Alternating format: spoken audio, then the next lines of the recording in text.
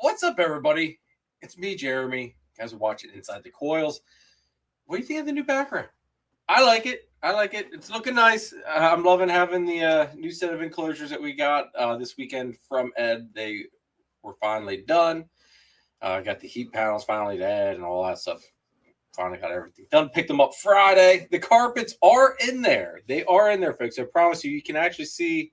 Wait, right there's the gelatin's tail right there. She's actually like up on top of the light. So super excited to have them there. Now you guys got a lot more eye candy to watch in the background. I'm gonna actually adjust this a little bit. There we go. That's it. That's a little bit better.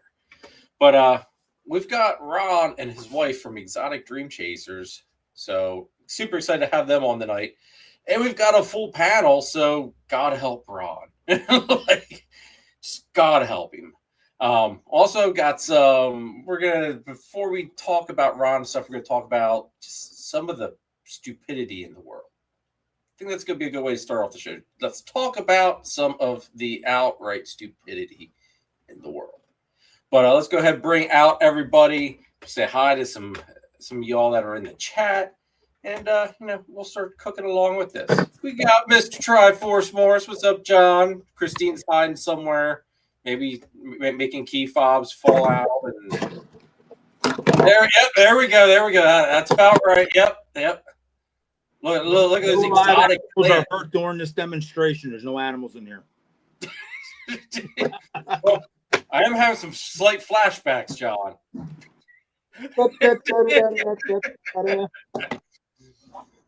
We got Mr. Christopher Shelley. What's up, brother? BNS. What up? Spicy noodle exotics. We've got Mr. Soldentino on. Wait, I'm gonna juggle balls real quick. Uh-oh.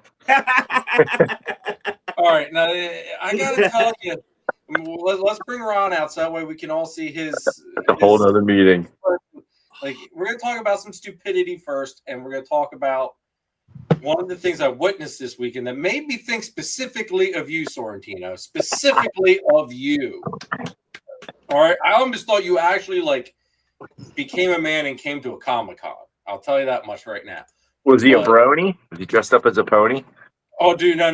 It's even better than that, man. Oh, what's up, Clown Thanks for joining this crazy show. And if anybody doesn't know, Ron is part of the PA Misfits, so is he a juggalo? In general, with all of this. He a juggalo? But all right, so I went to Comic-Con this weekend. All right, nerd. Know how much I love my nerd. All right. I went to go meet Mr. Hayden Christensen, which played Anakin Skywalker and Darth Vader. Cool ass person to go meet. Really cool person. He's on that list. He was there only for Friday and Saturday. We went Saturday. Predator list. Went to go get in line. I got stopped by one of what I call the handlers. I call them the handlers. But one of the handlers that's watching, who's getting into line and stuff. And I went to go get in, and she goes, "Where's your VIP pass?" I was like, "I don't have one. Normally there's a general admission line and a VIP line." And she goes, "Well, he's only doing VIPs." I'm like, "What?" Yeah, she's like, "I guess maybe there's that many people that booked for VIPs, whatever. I don't know." But apparently he's only doing VIP stuff. Shut up, Sorrentino. You didn't tell her you're a famous YouTuber? No. In the nerd world, I am nothing. I am literally nothing in the nerd world. Okay, sorry to interrupt. But that is a thought. I should have been like, "Do you know who I am? Do you know who I am?" So being dumbfounded, I just walked off because this is that was the whole purpose of the trip, was to get his autograph. It would have been roughly a $450 total for the autographs I wanted to get. Ooh. I'm not spending $700 or $800 to get one autograph and a stupid picture with the man when all I want is just two autographs. All I want is two freaking autographs. You can keep the rest of the crap. I just need two autographs on a picture and on a figure. That's all I wanted. Couldn't freaking get it. Went to go get Katie Sackhoff's autograph. She played Bo-Katan and she's Battlestar Galactica and some other stuff. Her line was a mile long. Well, Mr. Darth Vader ruined my day right off the rip. So I said, the hell with her line too. So, 0 for 2. We go to leave. I did salvage the day. I did buy a whole bunch of figures that I didn't have. But anyway, went and left. On the way home, we stop at the same rest stop on the way down for breakfast and the same rest stop on the way home. We got Popeyes. Great food. I went to go over to Annie Ann's. Now, there's a running joke with Annie Ann's. Every time I go to Annie Ann's, all right, at that rest stop, it's always the same BS excuse. They tell me, we don't have any cinnamon and sugar. How are you Annie Ann's, the biggest soft pretzel place in the world, and you don't have the main ingredients for 50% of your product? Like, I want to know who goes to fucking Annie Ann's to get cinnamon pretzels. Apparently, Jared does. That's why they I get have that it butter there. and salt. And you got they're known for their butter, their salt. This guy's getting cinnamon pretzels. Go get a cinnamon roll. Go to Cinnabon. It's cinnamon sugar pretzels. It's the Star Wars thing. It must be. I'm a Star Wars guy, so he's making this look old. All right, Dad. What's going on? He's All right, making no this support. old. No support. So anyway, I walk up. I asked, can I get a cinnamon sugar pretzel? She said, we won't. It'll be a little bit till we have some. All right. I went back, sat down with my brother and everybody, mingled around for around 15 minutes while they finished up eating and stuff. Went back up because I saw that they had resupplied their their little pretzel glass cage thing there. Asked for cinnamon sugar pretzel. She looked at me and said, we won't have any for another 30 minutes. I'm like, I just watched you stock the whole glass cabinet with pretzels, and you didn't make one cinnamon and sugar out of a whole thing of freaking pretzel. I literally was dumbfounded. So wait, your brother's a nerd too? Yeah, oh yeah, dude. Oh, okay. Jeremy, them He's pretzels, also a doctor, so them pretzels get changed out at the beginning of the week. They're the ones they show everybody. well, Made of Play-Doh. I went back, sat down at the table, and my brother looks at me, and Dom's with me. My two nieces are with us, and they all looked at me. They're like, "Are you going to be okay?" Because I was fuming at this point. My stupidity meter hit the top. All right, and I was like, "No, I'm fine." So my brother, what happened? I told him. He goes, well, don't they have sugar? I was like, yeah, no, they got a tub of butter. They got a tub of sugars. They're all set. It's like, but apparently there's something special between this pretzels and the glass thing that have a little bit of salt on them that you can't taste them with sugar for some reason. So he's like, we start laughing about it.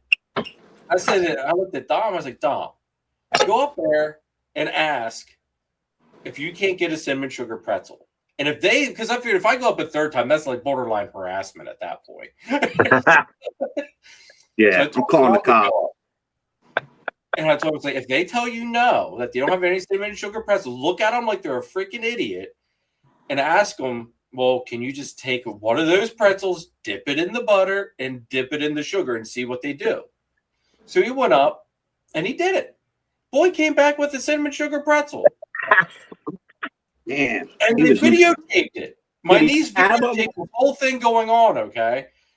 And you could hear Dom because she didn't point the camera at the lady. She wasn't being super specific, but you could hear Dom go well, can you just give me that one and dip it in the butter and the sugar?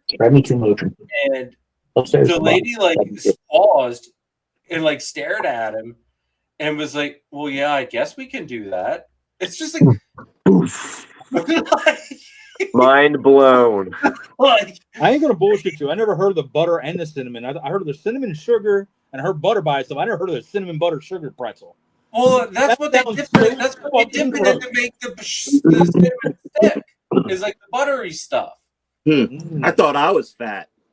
Yum.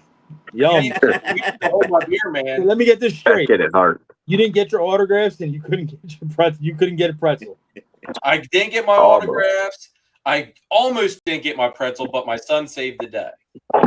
See, he's not always sleeping. Sounds like a bad day. He does pay attention every once in a while. Now, the part that got me and made me think of Sorrentino today or yesterday. Let's get to it. Was we were walking through, and I saw a train wreck. Right in front of me. There is this man that looked almost identical to Sorrentino with his shirt off, wearing what can only be remotely described as the bikini top to Ariel the Little Mermaid. Yes. Dancing around to music behind Fucking his seashells. where he was selling these bikini tops at. Dude, like Dom described it to me as he saw this big belly and he had to look because like who the hell will You gotta look. He had to look. You didn't And take then a he said it picture, all went record? dark after he looked. It's 2025. You didn't get a video? Dude, I almost bought you the bikini top, but I had to get my smart son out of the vicinity. So That's my new excuse. It's 2025. They make one with wide shoulders. It's probably adjustable straps. He's got pretty broad shoulders. Tino. That was my that was my weekend basically. There It's gonna be Sexantino. Jeez. Sexy Tino. Tino, huh? Oh God! Where's Nate? I thought Nate was gonna get on here with us. Fell Let's asleep. say hi to the people in the chat though, then we'll get the show rolling. Tara channel member, what's going on here? Good to see you. What's up? Mr. Sammy, what's going on? Good to see 2%. you. Sammy. Jamie, what's going on? Jamie. Brittany, what's going on? Brittany, I actually messaged me thinking that there wasn't going to be a live tonight, and that's what made me think, you know what? I didn't post a story up, so maybe I should, in case other people don't remember that they have no better place to be but here. 8 p.m. How was Oaks, Brittany? Yeah, how was it? Rick told me that Oaks was great. We don't Well, listen to Rick. Rick always says it's great when I'm not there. Rick always sells rats everywhere. It don't matter, man. Oh, this is true. That guy always has a great show. Because I wasn't there. I guess Christine's there in the chat. What's up, Christine? Double dipping. Greg, what's going on? Channel member and channel sponsor. Good to see you. Yeah, it is. Jamie, what's going on, bro? Jamie? Another channel member. Keith, what's up, brother? Thank you very much for the super chat. Good to see you in the chat tonight, bro. Oh, shit. Nice. We're gonna get Keith out here one of these years for the barbecue, man. I was talking to him about it. Oh, you were? We'll get him out here, yeah, one of these years. You know, if he comes out, like he can only come if he praises TSK. Like I need to have a super chat praising TSK. On his knees. Serious. On his knees. He's full of shit. He's a VIP guy. He's a VPI guy, man. My OCD, man. One day he'll see the light. One day he'll see the light. But Greg, how come you've got two different profiles, bro? There's one with a goofy picture. I don't know what it is. Only being in jungle would be Chris. Oh God, Greg. In his mouth. What? What? Warrior Garden Exotics. What's going on? Like a hamster. Warrior. That's a new Terrible. name in the chat. Thank you very much for tuning in with us. Happy Tim's Exotics. What's going on? What's up, Tim? Happy Tim. Another new face in the chat. Timmer. Look at this guy. Mr. Jake. What's up, Jake. Jake? Tuning in. Jake. Jake. Jake, what's going on, brother? Good July to see 12th, right? What's up? What's up? Huh? PK. July 12th? What are you saying? July 12th? Is that when we're going herping? July 12th? Oh. I'd have to July look. 12th, right, July Jake? 12th, yes. Yep, the week before Gettysburg. I put it in my That phone. Oaks falls in Gettysburg in July. The 19th. No, 12th. That's Oaks again, too, yeah. Oaks and, Ricky said Oaks they and didn't Gettysburg, end same ending day. Oaks. Oh, okay. Oh, that's no good. No migraine. No good. It's Jim from Straight Blast. I keep Oh, forgetting yeah, that's that right. he I forgot, too. rebranded, and Jim, you gotta put after the name. You gotta put Jim. So bro. I like that logo. That is a nice It's wild. This is like Phil with his Watts Minor thing throwing me off for like a month. But Jim, what's going on, dude? Good to see you. Good to see you, bro. So let's go ahead. We'll do the first channel sponsor, and still have sponsors. We're gonna do. Oh, right. There he is. Look at this. Look at this. No. Oh shit! Ooh. Look at now. All right, I gotta give, since Nate actually has his presence, I have to give him props. Because you people need to thank this man for the video quality that you now get during the live stream. Because it was all his doing with telling me what camera to get. Oh, all right. Camera's so good it shows how crooked your racks are in the background. Exactly. Yeah, that's bothering me, dude. Why is one taller than the other? They're not crooked. One's just a me little up, bit dude. shorter. It's screwing me up. Don't worry. Ed's going to fix it for him.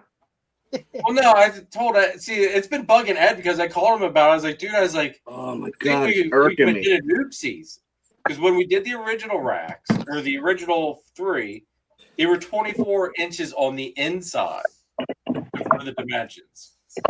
Now, these other ones, because of how the sheets are and stuff, he went with a 24, the normal 4x2x2 dimensions where it's 24 from the outside. So that's why it's a little off. So all I'm going to do is next set I get, I'm going to get one to match one or the other. And then, yeah, because let's face it, I'm going to need more stuff anyway. So you're just going to have to look at Discord, you know. Or you could put a fake background on so we don't have to look at it. I can't tell. It looks great. Now that I know it bothers you that much, I'm going to blow it up. Me, dude. I just want to put a wedge under it and like lift it up. It's fine. Shim it up. 4-inch killer. Look at that Jeremy all sad now. Look at you, Chris. He's all sad now. He had a hard weekend. No, it looks awesome. Now we telling him his fucking racks are crooked. Let me shit on it, but then tell you it looks awesome. They do look awesome. Just squeeze them in. Get rid of that gap. You can't get rid of the gap. That's where all the electronics are. Match the enclosures. What's that? Why doesn't the walls match the enclosures? Hey, God, I love you, Nate. Jeremy's like, fuck you all. God, I love you, Nate. You better get that paintbrush out. Y'all are just mean. You gotta get John over there to color match it. I don't paint no more, We bro. got like 4 different greens going on. Yeah, I don't paint no more. Dude, John's retired You got now. the walls, you got the enclosures, you got your hat, you got your It all shirt, looks the same to and then Jeremy. 5 was, It all looks the same thing. What the hell is what you guys see? It's green. What are you talking about? that's like green 69, that's green 77, the other one's green 83. Oh my god. You guys kill me. All right. I love you. Let's run the first channel sponsors here, and then we'll get going with this show.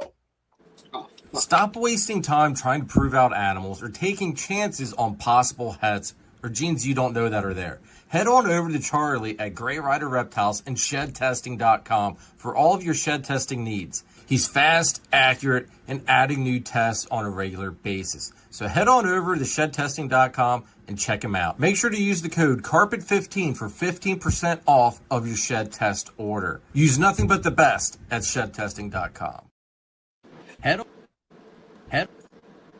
Head on over to Triforce Morphs for the best knockoff $5 snakes on the East Coast you're going to find. So while you're there, grab a crested gecko for Tree Fitty, folks. Every snake from Triforce is like a box of chocolates. You have no idea what hidden genes you're going to get. Triforce Morphs. Who knows what the hell's in it?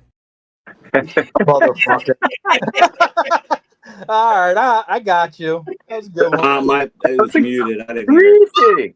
He played the knockoff fucking one, you bastard. He said fucking talk shit about my crooked racks again. Great though. I figured it was the perfect thing with Ron being on tonight.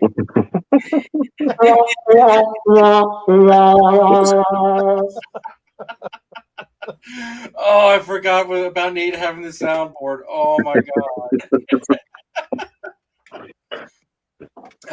This is gonna be an epic night tonight, guys. All right. So the other thing I wanted to talk about is as far as why in the world do people think in this day and age, if you're juggling snakes at a show, how do you think that this is going to end well for you? Dude. Like that video went drastically viral. Like I saw it once, and now it's like every other little thing on my Facebook feed is this idiot juggling the snakes. Like, why would you do like? That's Jeremy's. That's his personality, though. Like, it's just now you get called out on the shit. Videotape, put it on Facebook. New people, man, they don't appreciate this shit. 25 years ago, it wouldn't have made a difference. People still would have cared, but we wouldn't have had the social media that we have today. It wouldn't have got around. Yeah, the backlash when it came out, it was like, oh, did you hear that dumbass juggling ball pythons at a show? Yeah, it would have got around to maybe very few. Yeah. Nowadays, the best part was he was like, "Go ahead, post it." He goes, "Send it to me. I'm gonna post it." Like, I didn't care. He used to put up the most cryptic YouTube videos back in the day, man. Like he didn't need to. Yeah, I don't know. It freaking baffled me, dude. Like the second I saw what was going on, my first thought is, well, this dude's gonna be sunk by the end of the day. I love the clown music they put in the background. I wanted to hope it was AI so bad. No, not nope, not the case. I do have to say, like, it did not take long for it to make it all the way. I mean, you gotta love the ball python community, though. Last week was shipping wars. This week was freaking juggling ball pythons. What's next? Oh no, it's still shipping. Shipping wars are still going on. Shipping wars. Well, it's on the back burner due to juggling ball pythons. Oh yeah, that's a spotlight. Just the other night. Well, I was watching it last night, but shipping wars is still a hot topic.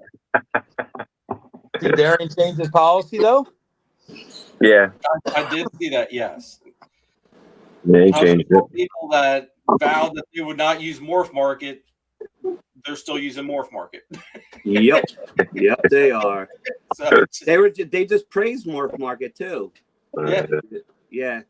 Saying, in all honesty, I really think anybody that isn't using Morph Market,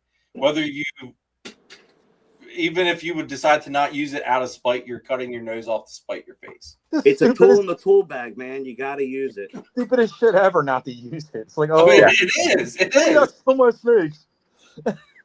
It truly is. I also do want to say, like, Darian also did not hesitate to react on the clown juggling the snakes either. Like that was a very that got him very quickly. Yeah, I'd say within like an hour, me seeing that I got a screenshot of Darian's post, like within an hour or so of that going. I was like, damn, that didn't take long. Did you hear he got thrown out of a show this morning? Oh no, shit. I didn't hear he got thrown out of a show. Yeah, he got thrown out of a show this morning. There was some kind of, people said it was a little bit of a display, but yeah, he got kicked out of a show this morning.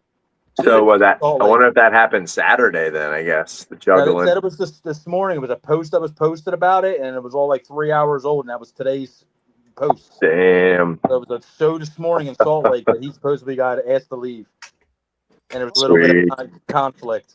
I think that's the show. Good. Juggling. Yeah. Good.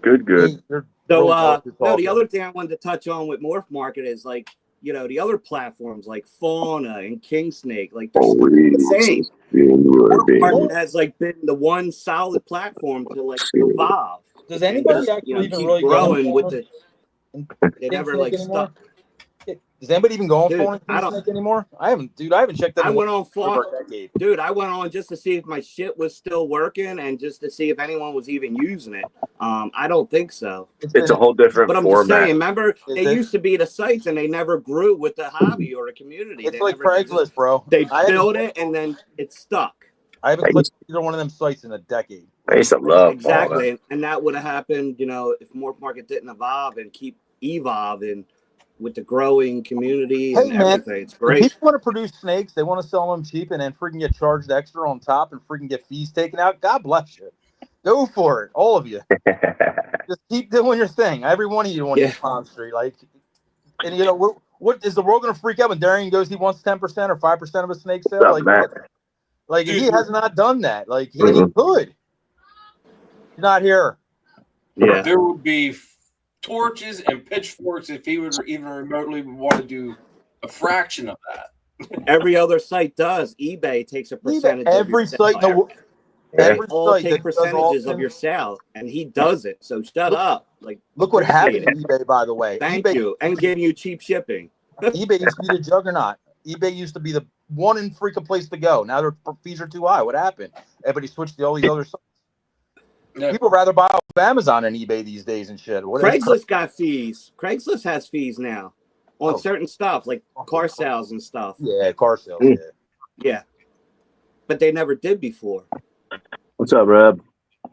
Hey, Oh, Lexi. with the jam, it was. What's up, Lex? What's up, Orange Family Pies, Rob? Also want to say what's up to Ken and Matt from M&B channel member. What's going on? Dude, good to see you. And Rob, what's up, brother? Good to see you as well. Yeah, Rob. Yes, it was. Also, I do want to say, if anybody hasn't watched it yet, go and watch, because Sorrentino is the one that pointed it out to me. So I actually saw it, went and found it today while I was getting the carpet set up in the new enclosures. But the interview that MJ did with Bob Boo, that was absolutely fantastic. You watched it, huh? I watched a little I bit watched of the it. whole thing, dude. I loved it. With a lot of good points. Yep, very good points. Uh-huh. So if anybody hasn't watched it, go check it out. It was a very good watch. Even if, yeah, definitely. I was gonna say, and that's the thing. Golly. I'll be completely honest. MJ, I'll even just go back 2 years. I was not the biggest MJ fan. Something about him just rubbed me the wrong way. Now, the past couple of things that I have watched, there has been a change. I don't know what's changed, but how he brings himself across, he's a little bit more professional acting. Like, he's not how he was a couple of years ago. So now I actually do enjoy listening to him. So for all of that worth, I mean, He's been trying. It's called growth, man. I mean, Everybody can grow. we all go through it. Like, I'm not what I was 5 years ago. When, you know, whatever. It's just people grow. I'll give it. Bye, baby. He's doing good interviews, then that's so be it. Like I said, if I'm going to watch it, if it's a good interview. yeah. What up, Paulie? Like I said, when you get too personal about Hey. What's up, Paul? it goes sideways. Yes. So Not let me everybody's going to have the same opinion. see what this layout. Oh, that's not the layout that I want. That's not the layout. What? Hey, look, there we go. All right, only we're gonna do this up. There we go. There we Ron go. up on the big There we screen. go. Let's get a smile, buddy. Let's get a smile. I got. What a nice hat.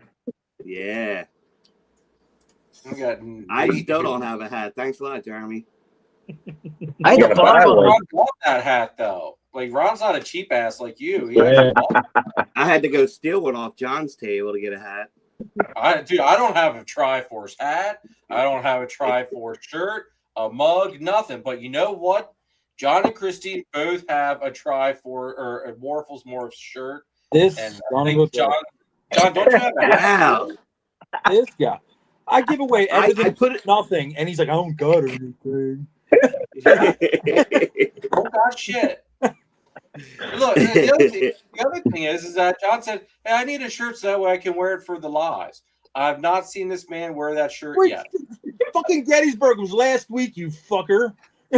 I didn't mean not getting a hat. You turned it on John. That's messed There's up. plenty of time to watch it. I got destroyed in this. What the fuck?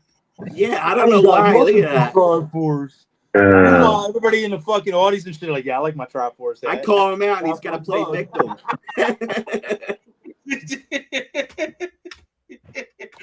I love you, John. I love you. Triforce What's magnets, Ricky's Triforce favorite? koozies. They all got them. Did anyone watch the Epic Live? I did the marketing track, and I highly recommend it. I did not watch any of the stuff. I watched a little bit of one. Yeah, I don't know what it's about. It's like an online conference on different topics of the industry. Never even heard of that. I'll check it out. What, kind of like this? Like everyone together, like live? Yeah, but they're talking about things people actually care about. yeah, I was just Nathan, is there things people actually care about? No, I don't. I mean, if there is, we'll start talking about them. But Cinnamon pretzels. yeah, exactly. Everybody cares about cinnamon sugar pretzels. Spicy sausages. Whoa. But anyway, let's start with letting Ron have the floor here. Ron, tell us a little bit about yourself and how in the world did John get you roped into this mess? Boxers Oh, or briefs? It actually started a long time ago, man. 20 years ago, we had crazy amounts of reptiles. We had hots, we had lizards, we had all kind of different boas, pythons, you name it, we had it. And, you know, life happened, and I always wanted to breed ball pythons. They were just like the perfect size. You know, a lot of other ones I do like, but, you know, the bulls, there's a lot of options. They were the ones I always honed in on. Okay. So we fast forward to July 20th of 2024, we decided we were getting back into it. We actually didn't decide we were getting back into it. We actually went to the first reptile show in a long time to buy my son a new bearded dragon. That's how it happened. And I found a banana, and I found another snake I liked, and I looked at my wife and I said, you know, if we do this, it's going to get really stupid really fast. And she looked at me, she went, I know how you are. And that was the end of it. We started there, and it's been a crazy little over a year since. Now, what are you up to right now? Uh-oh. I guess it would be better to tell you what I'm down to. I'm down to 146 now. That's not too bad. I was up to pushing 250. Okay. Yeah. That's pushing it. Still less than Will. And that was due to when we came in, we bought like, you know, every new person on the planet coming into this. You know, I knew nothing about genetics. I knew nothing about none of it. So I bought visually appealing, you know, $50, $60 snakes. And there was a time frame, there's probably a lot of those around too. What's that? So with the time frame, there's a lot of those $50, $60 snakes that were really pretty. Oh, there absolutely was. I mean, I still think to this day a single gene mohawk is absolutely gorgeous. You know, like I knew nothing about hets. Like they didn't mean nothing to me. I'm like, het, but whatever, don't need that. Just extra, you know, don't make it look any different. You know, and it was an experience. I initially met a guy that I bought like 11 snakes off of, and a lot of those were single gene, you know, this and that. And then I meet John, and John just destroyed everything. He went, bro, you're going down the wrong path. You know, if you want to do this, you know, I'll teach you. And he's taught me a lot, you know, about different genetics, things like that. I mean, at one point, you know, a year ago, I had a butter and a luster and thought I had two different snakes, you know. Brittany asks if you got banana from her. One of my first snakes, yes, was the banana I got from Brittany. Grab that for me. It was the banana I got from Brittany, and the second snake we ever bought was actually from John. Was a Triforce snake before, you know, I actually knew who John was. It was just a cool snake on the table. That is how big that guy's got, Brittany. Oh, get back here. Internet's coming in and out, Ron. You're really I was gonna say, is it me or is Ron choppy and Ron's really do you have a hotspot on, or you're just working off your internet?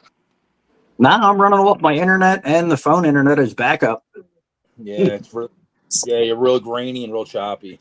Hang on, Marie turned hers on, so let me kick that off. She was watching the chat. Let me see if that helps.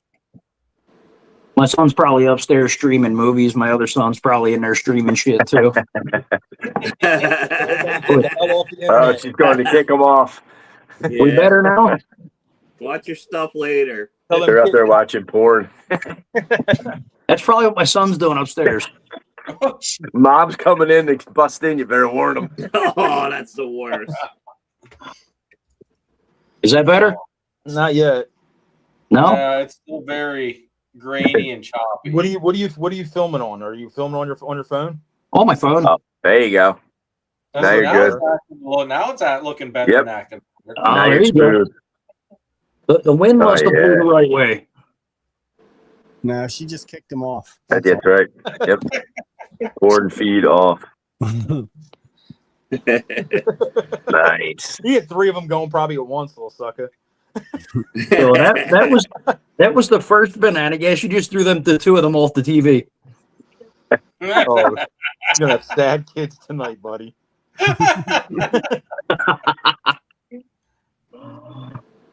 Next time Dad has to go help him in the steak room, we're telling him to piss off. Don't tell him John said so. We're gonna be at my door.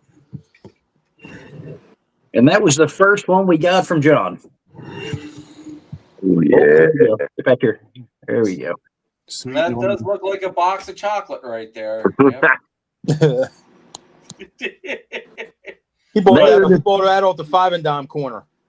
Leopard butter. Is that what possible triple quad het? Double. Cinnamon, leopard, lesser, het ghost, 66% het pied. else? Okay. Again, when I bought that, the hets didn't mean shit to me. She was just cool looking. Yeah. No, I had a leopard lesser years ago, or leopard lesser spot nose, and he was just badass looking. Mm-hmm. Them striped Yeah. animals always catch people's eyes in the beginning. Freaking Stripes them out. Yeah. A lot of people like them too. We had a couple clutches, and I guess we'll touch on that a little later. We had a couple clutches, and we ended up with some lesser leopards, and people love them. I mean, they were the first ones that people snatched up. Yep. It's a Well, good, there's it's a good something working about that concept. stripe, I think, that's visually appealing to them. Yeah. Some Yeah. people see them stripes and they just lose it. Mm. Leopard bell complex animals always work really well together. Yeah. They really do. What? So go on with your story, Ron. What'd you do next when you figured out you found a couple ball pythons from a couple of these people? You came to shows, you enjoyed it.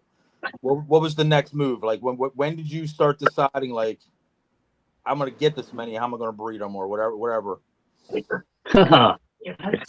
Well, we had a guy that we had bought a couple snakes off of. The first guy, he had, taught me a little bit about genetics, this and that. Didn't really work out well. It didn't take me long to figure out the path that he was going was not the path that I wanted to go. And then we meet this other guy that we bought a couple snakes off of, and he ends up having a divorce sale. So he's selling his whole collection. So I figure I'm going to grab, I had talked to a couple different people, and they're like, before you go full force into this breeding thing, why don't you get a couple females, do a trial run this year, see how it goes. That way you learn from your mistakes, this and that. So, okay, this guy's getting rid of a collection. So we go over and I pick out, a few females to bring back here, and we're going to play with them this year, and, we'll breed a couple and see what happens.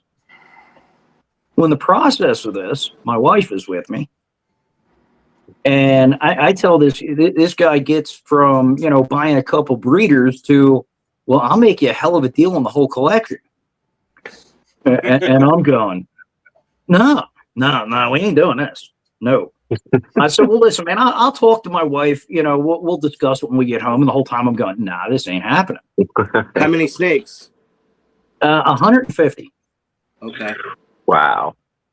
Now this is sight unseen. Okay, I looked at his list. I picked out the females I wanted. Didn't really pay attention to anything else. We're there, and he's going back and forth, and he's going to make us a deal we can't refuse. My wife's eyes lit up at this point. Okay, after about 12, I'll discuss it with my wife when we get home. I knew I was fighting a battle I wasn't going to win. She already decided she was doing it. So we end up buying the whole divorce special. We got the racks, we got the incubator, we got the whole 9 yards. Racks weren't included at first. Racks were a loan. What's that? Racks weren't included at first. They were going to be a loan. Yes, they were going to be a loan. The racks initially were not included. The incubator was, the racks were not. So it ended up being, in my opinion, a little bit of an upside down deal. You know, talked to John a little bit about it, picked his ear about it, and you know, it was definitely a little upside down. So we go to pick up these snakes. Now comes the interesting part. The guy looks at me when I get there. He says, well, I've got something I need to discuss with you that we didn't discuss, you know, when you guys decided you were taking the whole collection. They were all being paired. They were all paired. I'm like, all right, man, here we go. You know, we're gonna renegotiate the deal on the day of pickup. Like, I'm not dealing with this shit. He goes, no, man. There's no renegotiating the deal. There was just something I forgot to tell you. I went, okay, well, what is this something you forgot to tell me? Well, I'm about 110% positive 5 of them are grabbing. I've never bred a snake in my life. Okay, I accidentally bred an Argentine boa back in the day, and that's because they lived together. Okay, I know nothing. I mean, husbandry down packed. I owned lots of reptiles, but breeding, I don't know nothing about this. I'm hard boiling eggs or something. Like, do you need me to explain birds and bees? What's that? 2 snakes, you put them together. I've never heard anybody call me generally pissed the fuck off. Like, oh, bro, he called me. He was like, bro, I was pissed. I had a plan. I had a whole plan.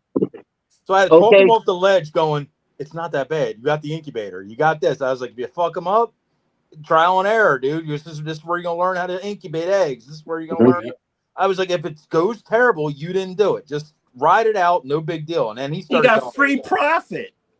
Well, all that, bro. Well, he'll get into that. But the thing is, I never see somebody so mad about like a gift. I mean, most people would have been ecstatic. You know what I mean? Like, wow, grabbing snakes coming with it? Cool. For sure. Yeah, but me, I had a plan. Like when I bought them first 2 in January, I didn't plan on breeding until they got big enough. So I knew I had like 2.5 years to learn things, you know, and absorb this slowly, you know. This man's stubborn. Instead, I go to crash course breeding. Oh, you did. I am in the middle of my busy season as a landscaper. I've got customers calling me like crazy. I come downstairs one morning, pull a clutch of eggs, don't even have the incubator plugged in. Oh, and all the while, he's a mental patient. Oh, yeah. Yeah. I'm going nuts. I'm sure John helped you out a whole lot with calming you down. Well, what the hell are you doing that for? Honestly, he did. John was probably my saving grace at that point because I called him one night. I'm like, bro, fuck all this, man. Like, I can't do this. Like, I'm going crazy here. He's like ready to sell everything. I'm like, whoa, calm down, bro. Like, he's like, oh, I don't know if I can do Nate, this. what do you know about that? Wait a second. It was just too much all at the same time. We need to stop for a minute and back up. There we go. Did you just say John was your saving grace? God damn it, Nate. I actually did. Say that, right? John's your therapist? Yes, I actually did. I called John. I mean, I was going nuts. Right. I called John and I felt a whole lot better about the situation afterward. Oh, wow. But Nate, I must say, you know, John told me, he says, I'm telling you all the shit that Nate would tell me to get me off the list. How much of this, Nate, it was a new approach. Did John put you on hold, called Nate, and then what do I say to him? Put Nate on hold and get what you. By the way, Nate's not telling you. I did call Nate a lot during this thing with you because you were You were something else, man. I was way more than you can handle one night. You remind me a lot of myself with a lot of this shit, like the fucking over here to fucking pissed off to happy. Twirl. Oh, all right? in 10 minutes. All in 10 minutes. Right. Absolutely. But yes, I handled it a lot different because of the talks I have had with Nate about shit. They just talked me off many bridges. Right? I think we have to remember Nate talks all of us off of many bridges. Like, Yeah, see, that's Nate why we need you, literally Nate. You got to stick around, buddy. Yeah, he ain't allowed to go nowhere. Fuck that. Nate's the quietest guy in the room, but none of us would be here without He's him. not allowed to go nowhere. I gotta start charging more. Something. What the heck? You need an 800 number, Nate, that charges by the minute. There you go. Oh Like shit. back in the day. Well, fast forward. Okay, you know, eggs are coming. You're freaking the fuck out. You go buy. Tell them about your incubator, buddy. Tell them what the fuck you did with this incubator. The people need to hear how this freaking breeding season went. Oh wow! Now, here's another one. Okay, this guy tells me we get the collection, we get past the, I got some gravid snakes going on here. He tells me, he says, now the incubator, I did have a little bit of an issue with it. It would kind of overheat sometimes. So I just stick a pen in the door. I'm not thinking much of this. A pen, guys. What? A marker, a pen, a freaking actual pen. What? Why? It sounds like a house fire. Don't act like I you was don't gonna need say this reminds me of. Yeah. So imagine this call. Dude calls me. John, I got me in the incubator. All right, cool. I got a pen propping the door open. I said, no, get it right, John. It was a highlighter, man. Oh, highlighter, whatever. I got a highlighter propping the door open. I said, what did you just say to me? He said, I got a highlighter propping the door open so the temps don't get too high. I was like, hold the phone, bro. What are you saying? So he takes a picture and he shows me. I said, oh, fuck me.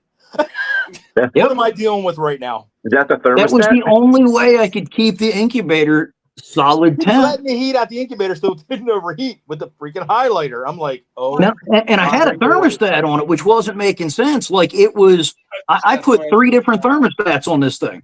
No matter what I did, it would rise above. So I go looking around online and I'm like, I'm looking at, conversions of these old soda coolers into incubators. Well, one guy in this post points out, he says, if you've got an old one, it's got the old metal fan and metal fan housing in it, you cannot use the fan in the cooler. Apparently they run really hot and they produce heat. Well, okay. I open the incubator, snip the wires to the fan. Everything in the incubator has run perfectly fine since then. It was the old metal fan. Because they were soda coolers. Not even needed heat take because of how hot that damn old school fan was running inside that damn incubator. Wow. So that motor was getting super hot, so it was just generating. He's telling, I got this thing down to 70 degrees, 80 degrees. It's still hot. I'm like, that's impossible. I'm like, where's this therm? We went through. We troubleshot the shit out of it. And he found this thing about the old fans, and I'm not even thinking about that. Like, apparently because the refrigerators, the older fans, being the heating up with it having the refrigerant in it, it didn't affect it all that much. That's what I was gonna say. Being a refrigerator, it still wasn't efficient. No, God no. Yeah, it still wasn't very efficient at that point. It's an old ass cooler too. I'm sure if you looked at the date on that door, it's probably from the 80s or 90s. I mean, that thing's old. Yeah, it's an older one. It is definitely an older one. But snip them wires, everything instantly balanced out. It's got a VE incubator fan in the bottom of it that does really well. And once I cut that fan off on the top, everything balanced out. This thing keeps temperature like nothing I've ever seen. Like it literally doesn't bounce a half a degree. It stays right dead on all the time now. So fast forward we're up to eggs now. He gets the eggs in there, goes good, man. He fixed the fan, no more highlighter. What happened with the first clutch? I did not hard boil it. Through all them issues, we still had the first clutch. What was the first one? Was that the black and white one? Mm-hmm. So tell them what you hit. Tell them what happened. So in this clutch of goodies, what's up, Patrick? the first ones that hatch out here and are in the incubator, and we've got them cut and open, was a spot nose pastel het VPI exanic Nice. to a pastel clown 66% het VPI exanic. And he did have one pit before he cut everybody. So, like I said, he made sure the incubator ran to the end. Okay. Nice. Just in case anybody's going, oh my God, he cut it even though when Nah. he Not judging. So I made So him that- wait that him was wait the to the first end. I told clutch. him wait for the pip, and I said, then if once pips, I said cut him away. Snip, snip. Yep. So in that pairing, we ended up with, some basic random, just hets. And one of the snakes that popped out of there was a super pastel exanic VPI spot nose. Het for clown. And Nice. the kicker was they both were posset. Nice.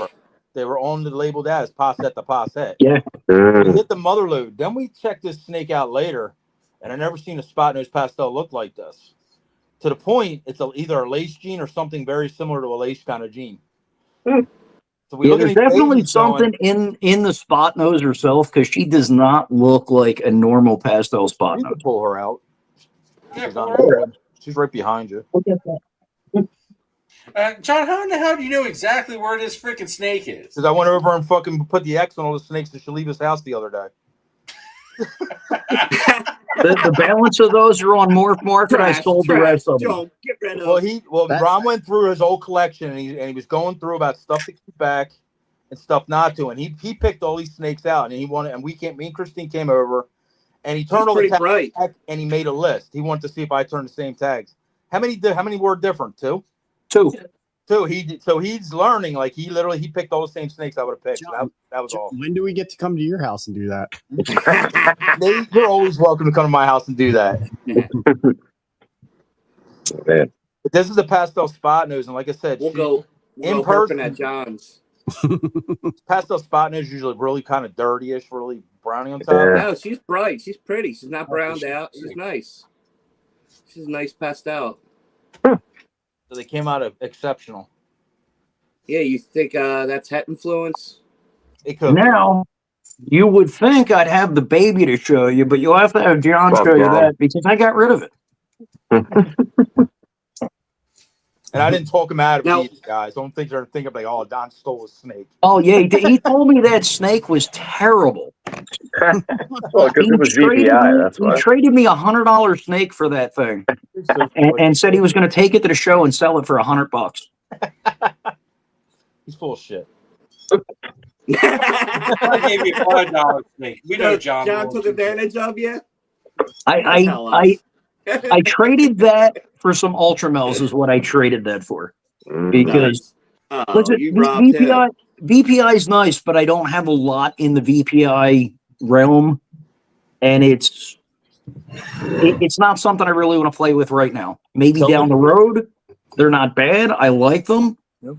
But there was more pieces on my puzzle that didn't include that than did include that. Yep. So- Tell the absolute truth. I tried to talk him into keeping the damn snake. Nah, get TSK. No, I tried to talk him into keeping it. I said, if you're not keeping it, I am.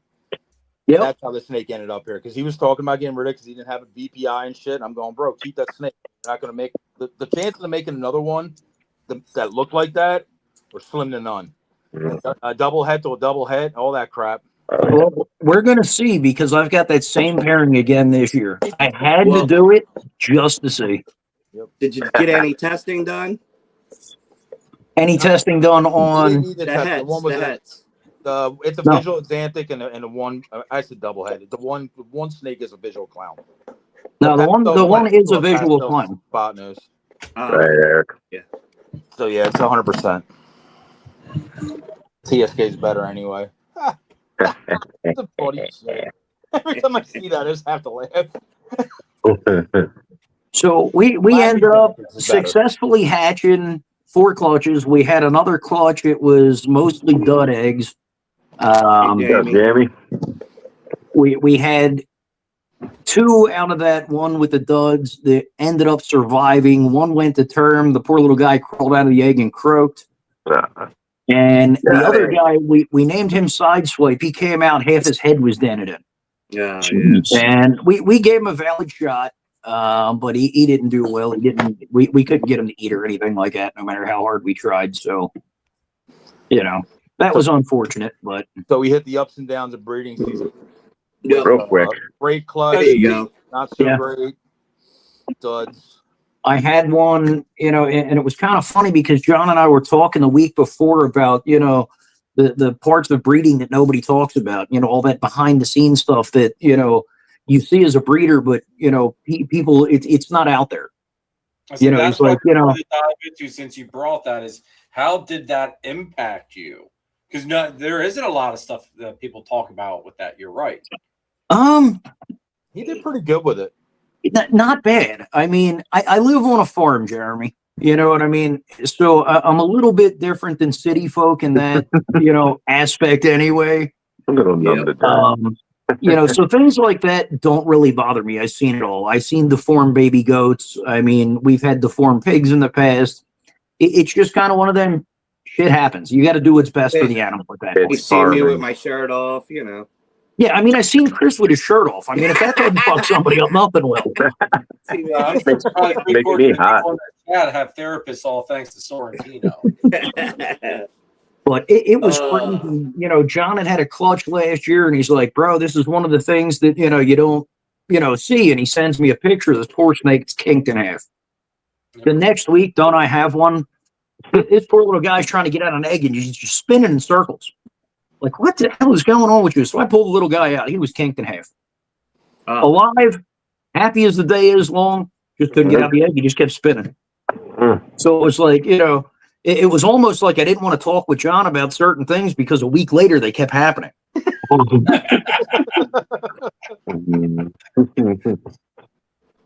So I mean, we got it was crazy. It was like the whole crash course, of breeding thing. And was it as bad as I thought?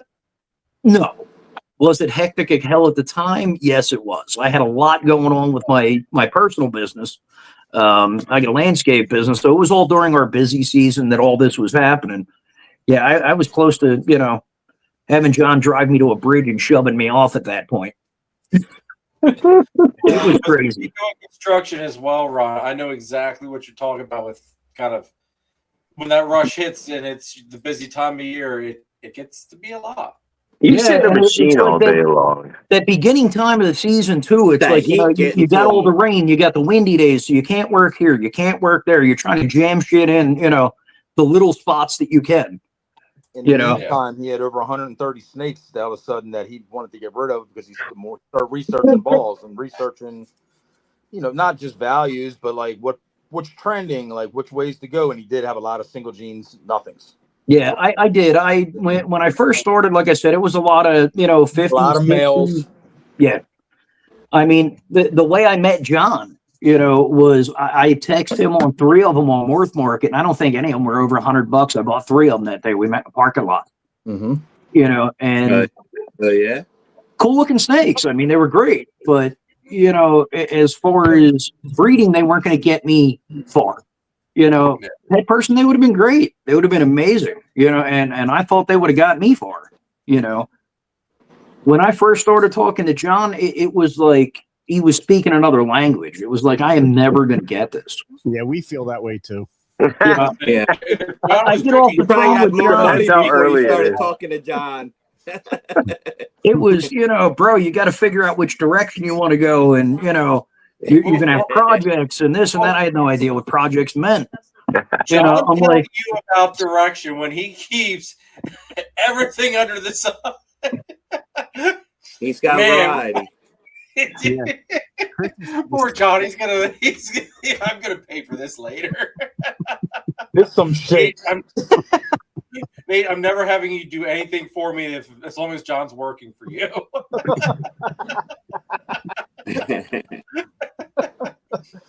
Brittany wants to know, does your wife and family help out with the snakes? Oh, absolutely. My wife and daughter are in this 110% with me. Nice. You get a lot of people, and that's one thing I feel in this business. I've seen it enough if your wife isn't on board, at least happy for what you're doing. I've seen a lot of people so far get divorced because of this. Really? In my case, it's sometimes I think my wife is worse than I am. I'll give you that. You know, I honestly Is do. he Like, laughing? yeah, that's her in the background. Yeah, come here. He knows. This is my Good job, nutty John. wife here, There she and my is. daughter. Get over here. There you That's are. my daughter, They Michaela. keep- On camera. Oh, yeah. That's the whole I met team. him on Gettysburg. Hey. They There's the are whole team. 110% into it, full force as much as I am. Now, my That's awesome. younger son, he helps us out also. How much you pay her to come on camera? What's that? How much you pay her to come on camera tonight? I caught her off guard. She was sitting there playing on her phone. You notice she didn't say a word. I know he wrote a note and slipped it on the table. It was like 200 to it, 300 to it. Just say hi. Yeah. Don't make me sell your banana clown. Yeah. That's messed up, Ron. Auction. Yeah. Auction. Starts at $10. Yeah, let's go. We'll get the auction going. Get that clown Yeah. out, bro. Wait. Someone text Will. Someone text Will. Somebody else listens to Nate. It just said start at $10. Still hiding behind the tree. There he I was is. starting that thing at $5. There he is. There he That's is. the best meme ever. I think it's don't even know. better that he's got it on a shirt. Yeah, I I had to. I here had in to the do it. in the arsenal, man. Like this one, like you can't forget. Oh, that was great. I mean, we got Sorrentino. Oh, yeah. jeez. There you go. Oh, Where was that one from? That's Well, that before was my from- scar, dude. Look at that. Oh, I love how the arms damn near match up to the picture. It's fucking good. Yeah. Look at that. Not a single hair on that chest. Look at that. it's on a cruise we're going on. Is that my sulcata? I don't even know where he stole that head. Is that Sammy, my sulcata? Yeah, it could be. Wait till I come get rats next time. Yeah, we can make that happen next time I get rats. Sammy's mean. Chris, you have no idea how lucky you are that they're the only pictures that Jeremy popped up with. Oh, yeah. I didn't show him yet, bro. That's all right. I got way I know. more in my phone. I got myself a way new more meme, in my man. phone. We just got to clean them up a little bit for the internet. We can say that as bad. Yeah, they can't be shown on this live, Chris. Well, here's me and Will. You can't put up on the. Here's my buddy Will. There it is. Did you Sorrentino him that shirt, or did you give it to him? I gave it. No, I didn't Sorrentino. All right. Just charge Yeah, $20 you- extra on the next purchase. You duped him on those racks, so you got him a shirt. You felt bad. It was one rack. So what are you doing now, Ron? What you did your shit at the beginning of the year last year? You got through the breeding season. I'm just sitting here bullshitting with you guys now. Well, I'm talking about breeding wise, you fool. Breeding wise, what'd you do this year? Let's tell the people what a new fresh person does at the beginning of breeding season. Oh, I'm going to tell you. So what I did is, my friend John here, I said to him, it was right around the end of October. I said, okay, John, I said, so when does breeding season start? Now we're probably like 2 days before Halloween at this point. He goes, bro, we're here. Do it. And he told me how to put them together, because I had no idea how to put them together and, this and that. So he ran all that through me. And he's like, put them together. I'm like, okay. That's all he had to say to me. I put all 30 of them together the same day. All one time. He put 30 males in with 30 females. He's like, bro, you did what? Yes. I said, bro, I talked to you the other night. I said, I'm a real simple person, man. I don't read into shit. You went, we're here, do it, and I did it. All 30 of them. Done. He's like, are you insane? I'm like, probably. Like, why? I mean, he's I've been called generally worse. confused. Yeah, he's generally confused. Like, bro, you told me to put them together. Like, he's like, I'm like, no. You did them all? He's like, yeah, I did them all. How many females do you have? He's like, oh, 30. I said, okay. I was like, well, do you have like the head? Because I told him some double heads and shit. We talked about some of this stuff, and he's like, oh no, I just put a snake in there. What snake did you fucking put in there? I'm going. He's like, oh, I used this. I'm going, oh. I had a plan. Most of them were good. I ran it through with John after I did it. You know, and I had a couple pairings. Yeah, I probably would have done that. After I did it. After he did it, yeah, he called me. He's like, yo, what's your pair? I'm dying, dude. There was only a couple of them that were bad, and I mean they weren't terrible pairings. They just make white snakes, you know. Could have been worse. So it's not like they were completely horrible. Hey, Ron, you know what's funny about this story? I'm thinking back. I actually got a call one day from John, and he said, I've got to stop being so literal. And I said, what are you talking about? He's like, so I told Ron, you know, we talked over his pairings, and I told him what to do, and he did it. And I said, okay. And he's like, no, like he did it all, like all of it. All at once. I was dumbfounded. I'm like, I thought John was messing with me when he told me this story. Well, I mean, listen. I see. Here's the problem. Sometimes John forgets how new I am. Okay. Oh, yeah. And I said this to him a couple times. You know, he's like, bro, you've learned so much in so little time. He's like, you know, I do forget sometimes. Mm-hmm. You know, so when he turned around and went, we're here, do it. The hell do I know, man? I didn't know I was supposed to put a couple together here, a couple together here. I went, okay, fuck it. All them females, get them lined up. I feel even on the show sometimes when we talk about shit, sometimes like stuff's just skimmed over, talked about fast, and new people, they do just hear what you said and don't think about the context around it at all, and we'll just do it. And he's brought me back to home base many times this year. Like freaking, he comes back and he says something like, well, he's like, you said so. I'm like, whoa. I did not. That's not what it. Okay, I did say that. Fuck. You were supposed to read between the lines, though, Rob. Yeah, see, I don't read into anything, man. You know, I mean, he went do this, you guys would just be like, okay, yeah, do this, that, whatever, because you've been doing it. Right? Ron's new. He doesn't know. Yeah, I had no clue. So when he said do it, I went. And I know. He said do it. I'm doing it. I try to keep myself like. Remember where I came from. I always tell myself that, and I think that's why like it goes through and so successful with it. Remember where you came from. Remember where you came from. Yep. Meaning, how did I perceive shit when I first got into it? What did that mean? And the freaking temperatures of the racks. Like, it's not so black and white. Like, oh, hotspot needs to be 90. Well, dude, you tell a new person that, they'll sit there fucking literally stressed out for a month with their freaking heat gun every 5 minutes, open that rack on 90. Oh shit, it's at 88, and they're freaking the fuck out. Right, like, and you don't think about that stuff going forward, but yeah, see that I wasn't too bad about the husbandry part. Like I said, you know, we did this 20 years ago, so that part I had down packed. But yeah, the breeding part I definitely didn't have that down packed. Well, I know, like, because John and I had talked about kind of this whole situation, and he had told me, he goes, you know, when we do these lives. He's like, we need to step back a little bit and think how we say things or how we present things just for that reason, because all of us that have been doing it for a couple of years, we know what we're saying. Yeah. Someone that's new might take something very literal or might not think, okay, this is what they're meaning by what they're saying.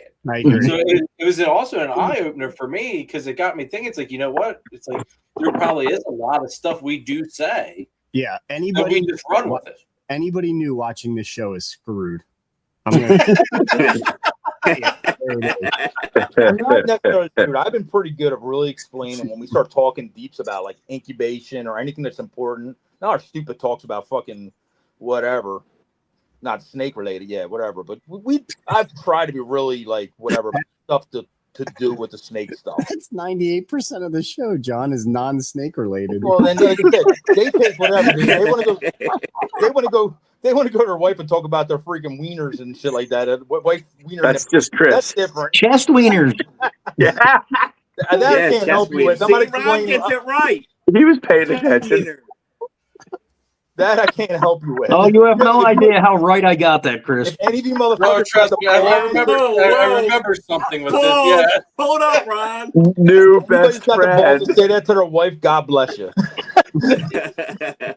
I'm telling you, the beginning of this show, you need to put that jackass thing up. The freaking anything said or done in this video, we're not responsible.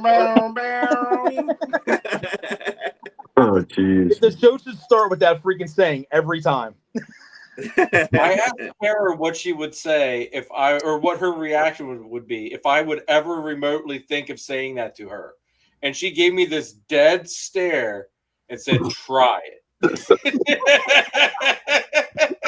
Oh, dude, that's a challenge, Jeremy.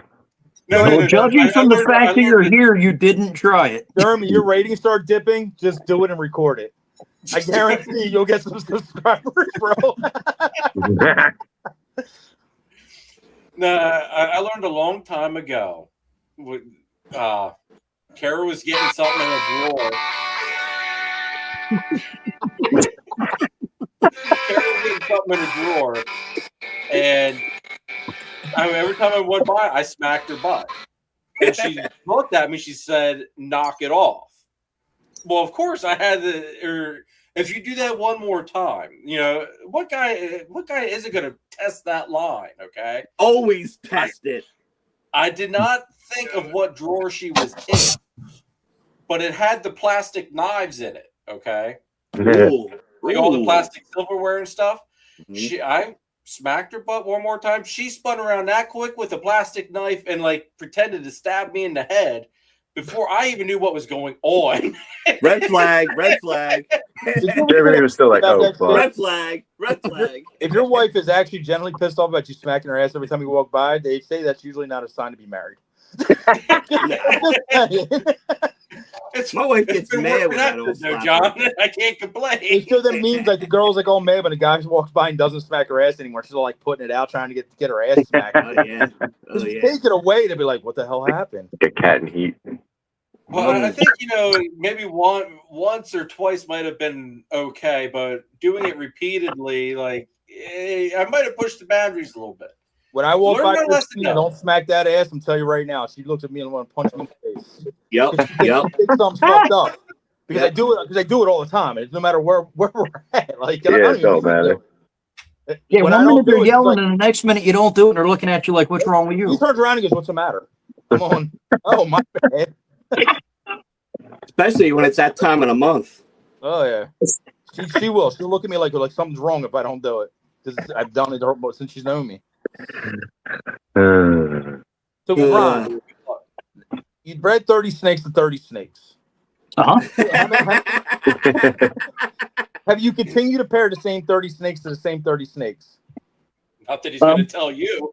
No, I got rid of a couple of them, so I threw other ones in there with them.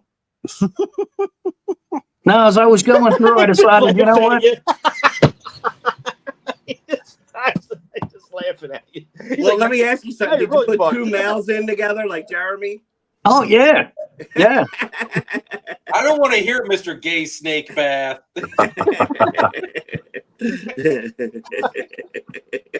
I stuck like 6 of them in one tub just to have a snake orgy to see what happened. Wow, there we go. There we go.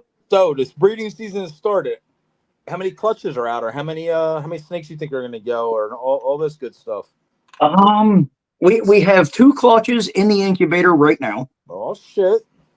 So we're had a minor error with a tub there, and the eggs get a little deflated. So we're hoping for the best on that one.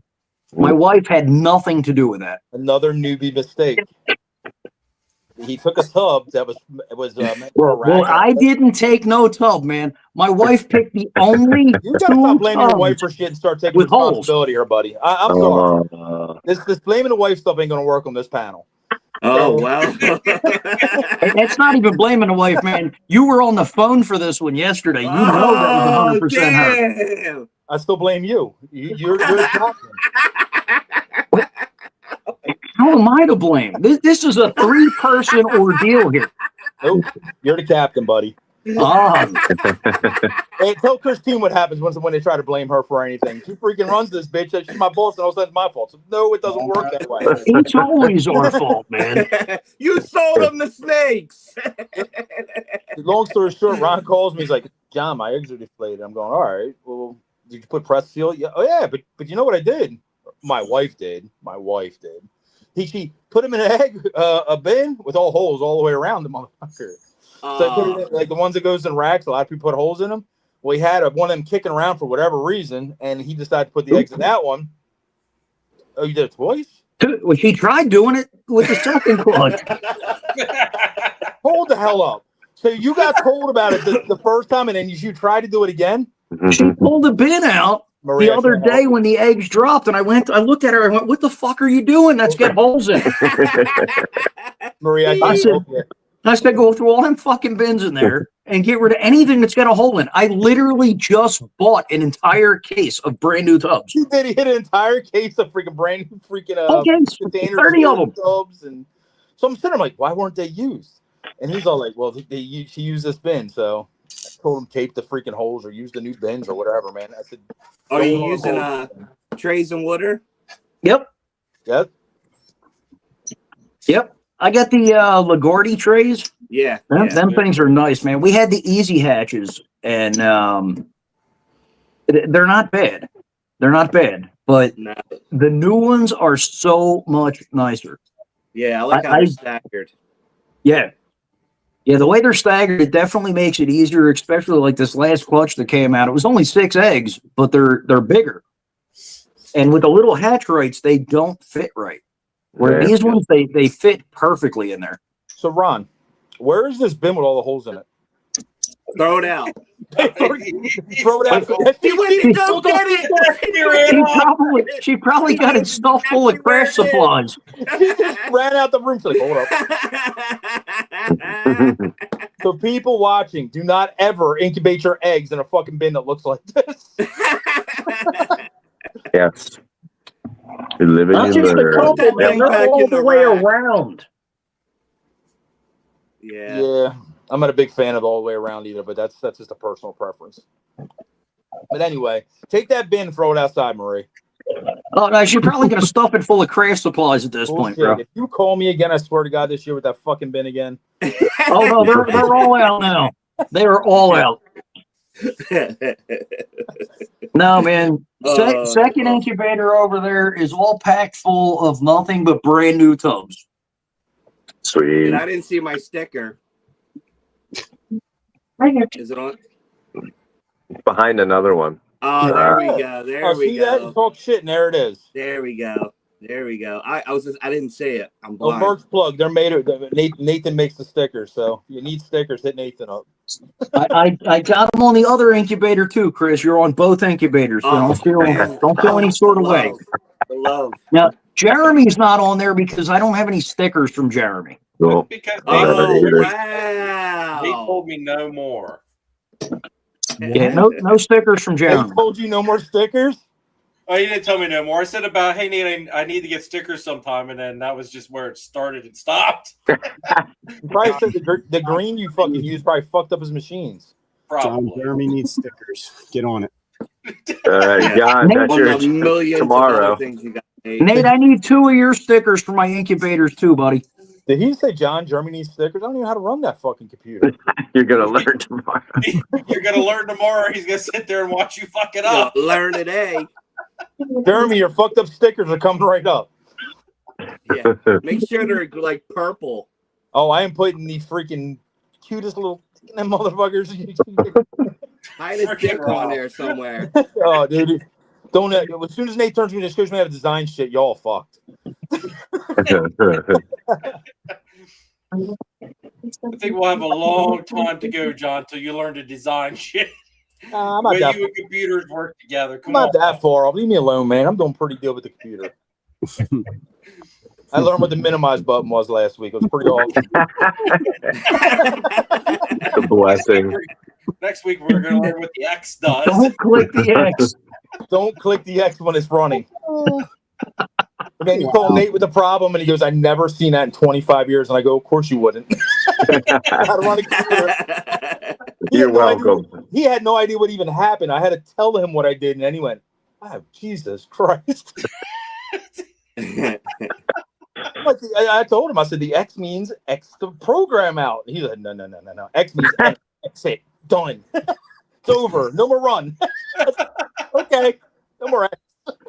You tried to warn him, bro. That was so, oh my God. I came to him with that. That's the kind of shit that you just sit back and just like, what the fuck? Nate, you had to know what you signed up for when you hired John. You had to know this was coming. The fact that Christine was eager to push him out the door should have been. I tell you what, for 3 months, the only thing I would give myself credit for 3 months, I've only had literally, I can count on one hand how many fuck ups we couldn't fix. He's able to fix everything. Just one hand? Well, that's good, man. That is. I fucked up one thing really good. I fucking cut a sheet before it was laminated. That was the worst fuck up. That's the one I was like, ooh. and the rest of them were just stupid little shit, like chopping a little piece off here, doing something. Now, how many of those mistakes did Nate stand there and let you do them? Every one of them, probably. If you want to count them, now we're going to have to count on a couple hands. I wasn't counting those. And see, that's I think the best part is that the way you do the learning aspect, Nate, is that's exactly how my dad was. He'll sit there, he'll watch you screw it up, and then after you screw it up, he'll tell you what you did wrong, and then you never end up doing it again like that. There's 2 times Nate will let me fuck it up. If we're not on a huge time crunch or it's not a lot of money. Then he'll let me fuck something up and then tell me what it was about. But if we're on a huge time crunch, there's no room, there's no time to like be fucking around. Nah, I got you. I mean, it works though, don't it? Yeah. Oh yeah, God, yeah. Yeah. We figured shit out with me that freaking never would have came up because of been doing it so long. Plus, I get a good laugh during the day, which is always fun. There you go. That's all that matters. That's all that matters. He'll be stone straight face, and he'll just go. I was like, fuck you. I'm sitting there like, man, did I really mess this up or not? Because you know how he is, a stone face shit. I'm like, uh-oh. Sometimes I can get him so nervous he shuts down. It's great. Yep. He literally goes silent. He doesn't know what to say or do. My anxiety goes to the roof. I have serious anxiety spikes, and I can't remember what the fuck. She wants to know if you got any feelings. Yeah, I'm a great fan. Thank you. Let me run the rest of the panel sponsors here real quick, and we'll get back into this. Make sure you check out Nathan at Infinite Possible Pythons. He is your guy to go to if you want to get into the Bang project. On top of it, he's working a bunch of awesome ball python projects. Kahua geckos, Leachianus geckos, crested geckos, some scaleless corn snakes, and he is your one-stop shop for all your branding needs. So check him out. Check out Chris Shelley over at S Reptilia if you need a high-end ball python, blood python, locality boa, or colubrid. He's also Pennsylvania's distributor of Coco to Go and the Chipper, and he can also hook you up with some rats. So make sure you guys check out Chris over at S Reptilia. Head on over to Triforce Morse if you're looking for that missing piece in your ball python breeding project. While you're there, add a little bit of laser citron to the mix, folks. John and Christine can also hook you up with the crested gecko, so don't forget that. Turn up the heat with Triforce Morse. If you want to use the best reptile record keeping and tracking software on the market today, scan the QR code or click our partnership link in the description down below for a free 30-day trial of Husbandry Pro. I promise you, you will not regret it. More market. So Ron, we got through your we got eggs coming and all kinds of stuff. So what? Now that you kind of do know what you're doing and stuff, what projects like now are turning you on? Like, where are you trying to head for 2026, 2027? Like, I definitely want to expand on my clowns. I don't have a lot in the way of female clowns. Clowns, or is it clown pies, or clown ghost, or is clown staple? What genetics? What kind of genetics are you really like? You like versus others? I've got a lot of clown pied stuff. So clown pied ghosts definitely appeal to me. Clown pieds definitely appeal to me. Big on pieds. I love pieds. I've always had a thing for pieds. Tara did ask the question that was coming soon. We're gonna get into your first show and all that kind of stuff, but go ahead and answer that, Ron. Tara wants to know: did you enjoy vending Gettysburg? Would you want to do it again? And if so, why? What did you enjoy, and what didn't you enjoy? I can't say I really didn't enjoy anything. We didn't sell much. I don't have much in the way of babies. It was just, kind of selling off a lot of, things that I bought that didn't fit into what I'm doing now. So I didn't really expect to sell a ton. We had fun though. It was great. I mean, we got out, we get to meet new people, you get the experience of the first show, hanging out at dinner after, set up Friday night after the show Saturday. That was great, So I can't say there's really any downfalls. It was all positive, even though we didn't sell much, like I said, I didn't really plan to, I didn't really care. It's more the breakup of the everyday, you know what I mean? So it was nice getting away for the weekend, just, kind of chilling, leaving everything in life behind you at that point, So it was fun. It was definitely fun for the first time. Good. Tell them where you are selling now. What's that? Tell them where you are selling now. What we are? Where? Yeah. Morph Market, we sold quite a few. He's been killing it on Morph Market. Yeah, we've got we've sold. I had one guy, and he's actually in the comments there. That's Happy Tim. He had actually bought the first time. He bought 2 snakes off of me, and then he came back and he bought quite a few of the breeders that I got rid of. A good portion of the ones that I bought in like the first 4 months. Tim had taken over. He's another, new guy trying to get into this.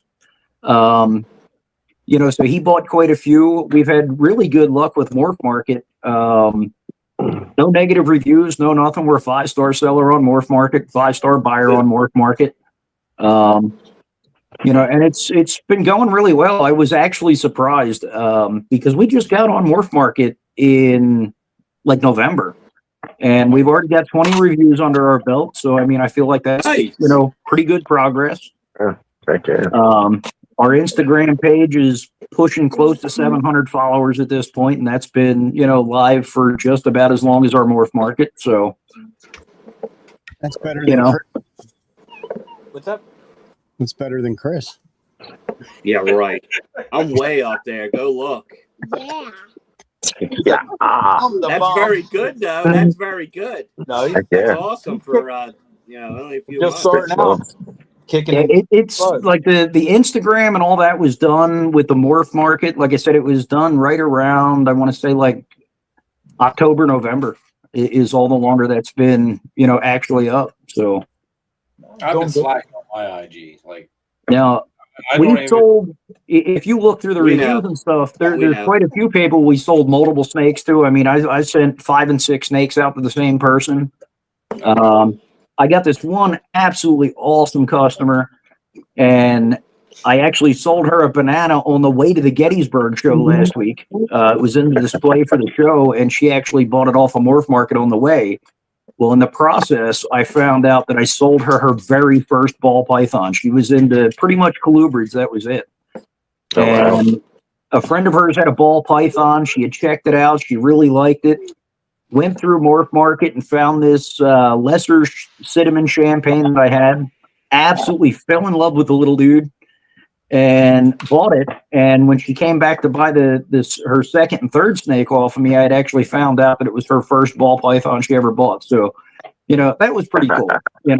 Giving somebody an absolute, positive experience on their first ball python purchase. That was a pretty cool first too. Did she just text me to see if you had any females available? Yeah, she actually just texted me to see if we had any females available also, because she's got 2 of them shipping out this week. I will tell her you got like 150. Yeah.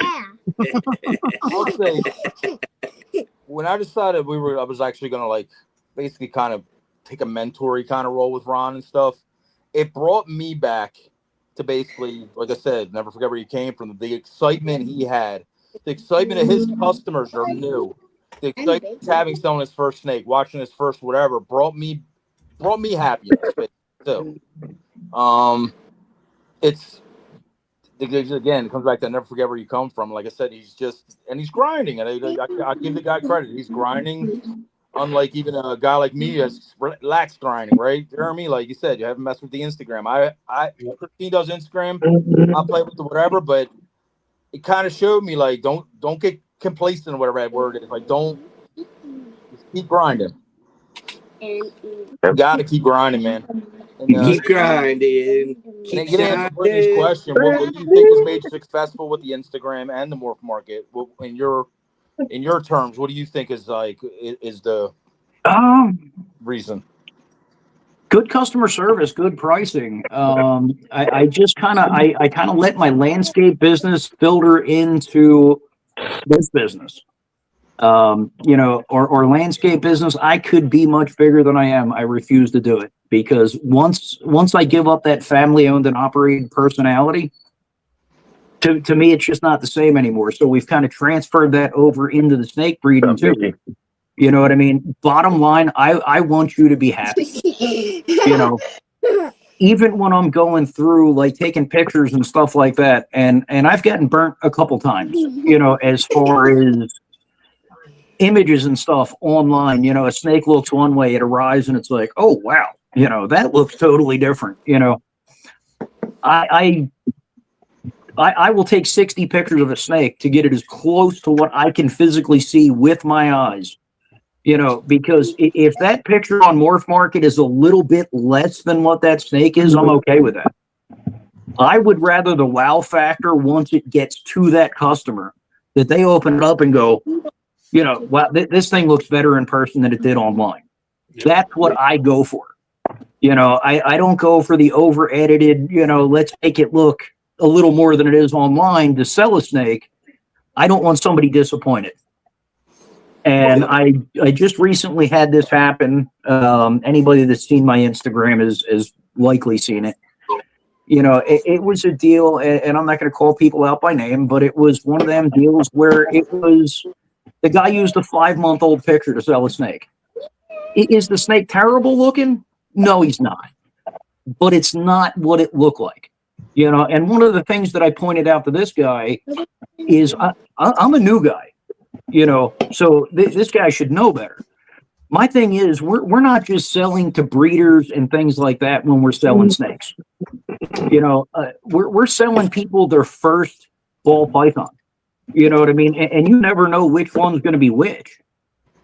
You don't want somebody disappointed with that first snake that they ever buy. And that was something that I kind of pointed out to this guy was, that could have been somebody's first snake. That could have ruined them buying online forever. Because it looked like this and showed up like this. Like I said, is it a bad snake overall? No, he's a pretty cool snake. But, when you use a picture that's 5 months old, we all know, every shed that snake changes. Yep. It doesn't look anywhere near, at 100 grams that it looks at 300 grams. What's up, Lindsay? But as far as, with the stuff with Morph Market and Instagram, I try to follow anybody that follows me. If you're taking the time to follow me and like my stuff, I'm going to do the same thing. I like to interact with people. Follow you. I'm not on Instagram a ton. I tend to do things in bursts. I'm horrible with the online thing. I'm horrible with the technology thing. My silent partner, Michaela, over there, she handles a lot of the Morph Market stuff and things like that. We do pictures together. We do pricing together. And she'll sit there and just fire away, enter them on Morph Market for me. So I think that's the one thing you've got a very big benefit is that you've got other help. You've got we got your daughter. Like having that support system doesn't put all that pressure on you. Oh, absolutely! Like person to excel at what their little part is in the whole big picture. Yeah, and even my son, my youngest son. I mean, he's not as into the reptiles as the rest of us. He's getting more and more interested in them. So it's Nice. gotten to the point, like on cleaning day, we go, hey, time to clean snakes. Like you don't even have to ask him. He just jumps up off the couch. Like, okay, let's do it. That's And he's good. out here cleaning snakes. In here today, we had 3 of us. We blasted his room out in an hour's time. Done deal. Top to bottom. Nice. Okay. Nice. Must be. So I definitely feel, having that family support behind you and, that kind of help, it definitely lets you do more than you could by yourself. Oh, Yeah. for sure. There you The go, door- Chris. That's what you got to look forward to. I'm raising them up, man. Yeah. Yep. 5 and 2.5. Another one on the way. I'm building my own little faculty right here, brother. Yeah. Yeah. And our business is the same way. We're all family owned and operated. So everything we do, we literally do as a family. Yep. So after that show, is a show life in your future? Do you plan to do more shows? Do you plan to You gonna do have more Nate market? Nate make you a banner and some tablecloths? Yeah, we're definitely getting close to that. There you go. I do want to do more shows. I had actually just reached out about doing the next Gettysburg show. Nice. I would like to do that again. It's a great atmosphere. Joe and Gene are absolutely great people.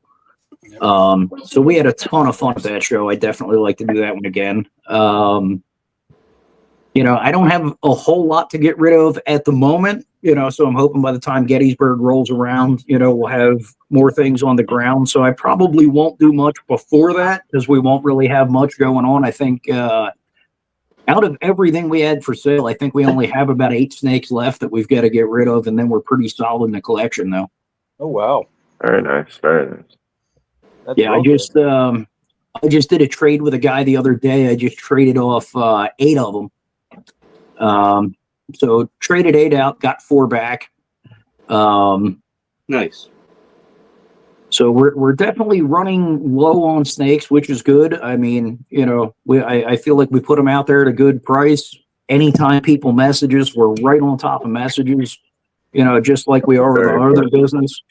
Because it's one of them things where I feel like I always go in the mindset of, okay, you messaged me on Morph Market. How many other people did they message about snakes?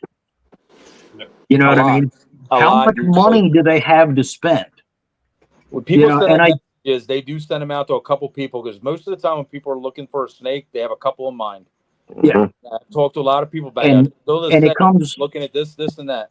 Yeah, and it comes down to, 9 times out of 10, whoever messages them back first, that's where the money's going. Well, Yep. 90% of this business, well, 50% of this business, I shouldn't say 90, but 50% of this business is customer service. How you deal with it, how the snakes look, how the snakes, whatever, health-wise and all that stuff. Yep. And the other 50%, basically, what do they look like? What are you making? And that's it. I mean, you're selling yourself, basically, when you're doing stuff like this, too. Yeah. And another thing that I do as far as Morph Market and stuff too, I wouldn't say it's cheating, but what I do is I tend to use what I'll do when I weigh a snake, I'll deduct, like, especially a bigger one, like say we're talking a 2,500 gram snake, I'll deduct 50, 75 grams off of that. That way there's no discrepancy once it ends up on the other end. If it takes a shit before it leaves here, you know what I mean? You get some people, okay, well, why is it 40 grams lighter? Well, because it took a shit. So. Oh, Josh. Yeah. Jeff. That's totally There you go. in the realm of things. Your scale could be a little off. Yeah, the scale could be a little bit off, this and that. So I don't go exact. I tend to round, but I'll round down. I'd rather the snake show up there weighing more than what I said than less than what I said. It's all good. It's all good information to give. Like I said, newer people selling snakes with that stuff. What's your Yeah, what are your base recessives that you're working with, Ron? Because I don't even know what all your baseline is for recessive wise. Clown Pied, Desert Ghost, Ultramel. Okay. We kind of got a little of this and a little of that. There were some things I couldn't really decide on, ways to go. And that kind of touches back to the VPI. I didn't have a ton going on there. Ultramel honestly interested me more than VPI did. Everybody's chasing VPI. Great. Go do it. I don't have a problem with them. I think they're cool. It's just my focuses are over here at this point. You know, so like the Ultramel, the Ghost, the Pieds, the Clowns, they're definitely, you know, more in where I want to start out and get started with. Well, you gotta basically do what makes you happy. What you're gonna pop out. Like I said, that's first. And I would say, I like the cool, colorful stuff. Yes. You know, but I like it's cool.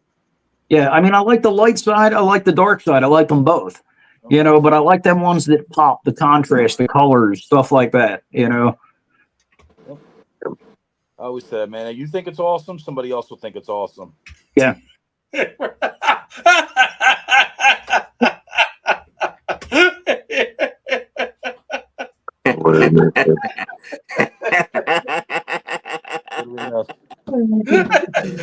love you, Nate. I love you, Nate. I don't got comments on. John, did you read this? No. You don't see it scrolling on the bottom of the screen? We'll wait for it to come by.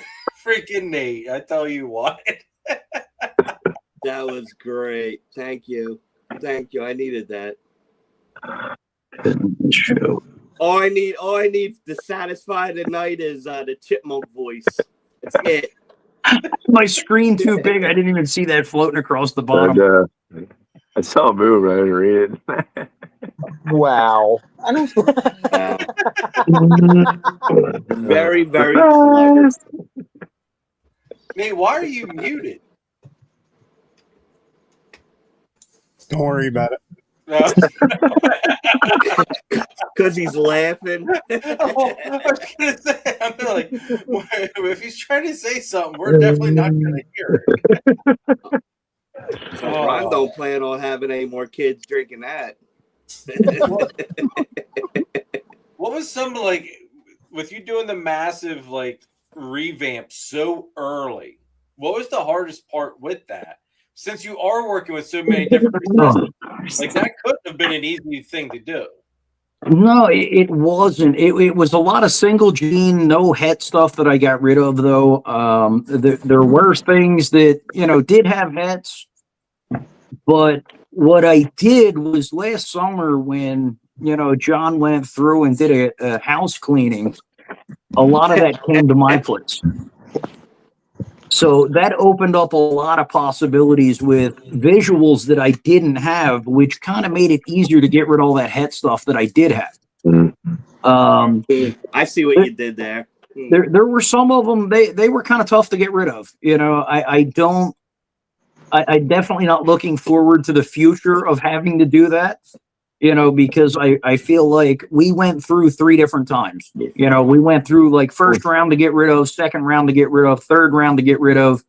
And when it got to the third round, it was getting a little tough, you know, because it's like you've got them ones that you've grown up from little. They're cool looking, but they don't fit into projects. You know, and it's like, okay, well, what do I do with them? You know, can I keep them and breed them? Yeah, I can, but why? You know. Like a wise man once told me, you know, you can put a $5 snake in a bin or a $500 snake in a bin. They both eat the same thing. I choose to keep both like an idiot. Yeah, I've got some of those too, you know.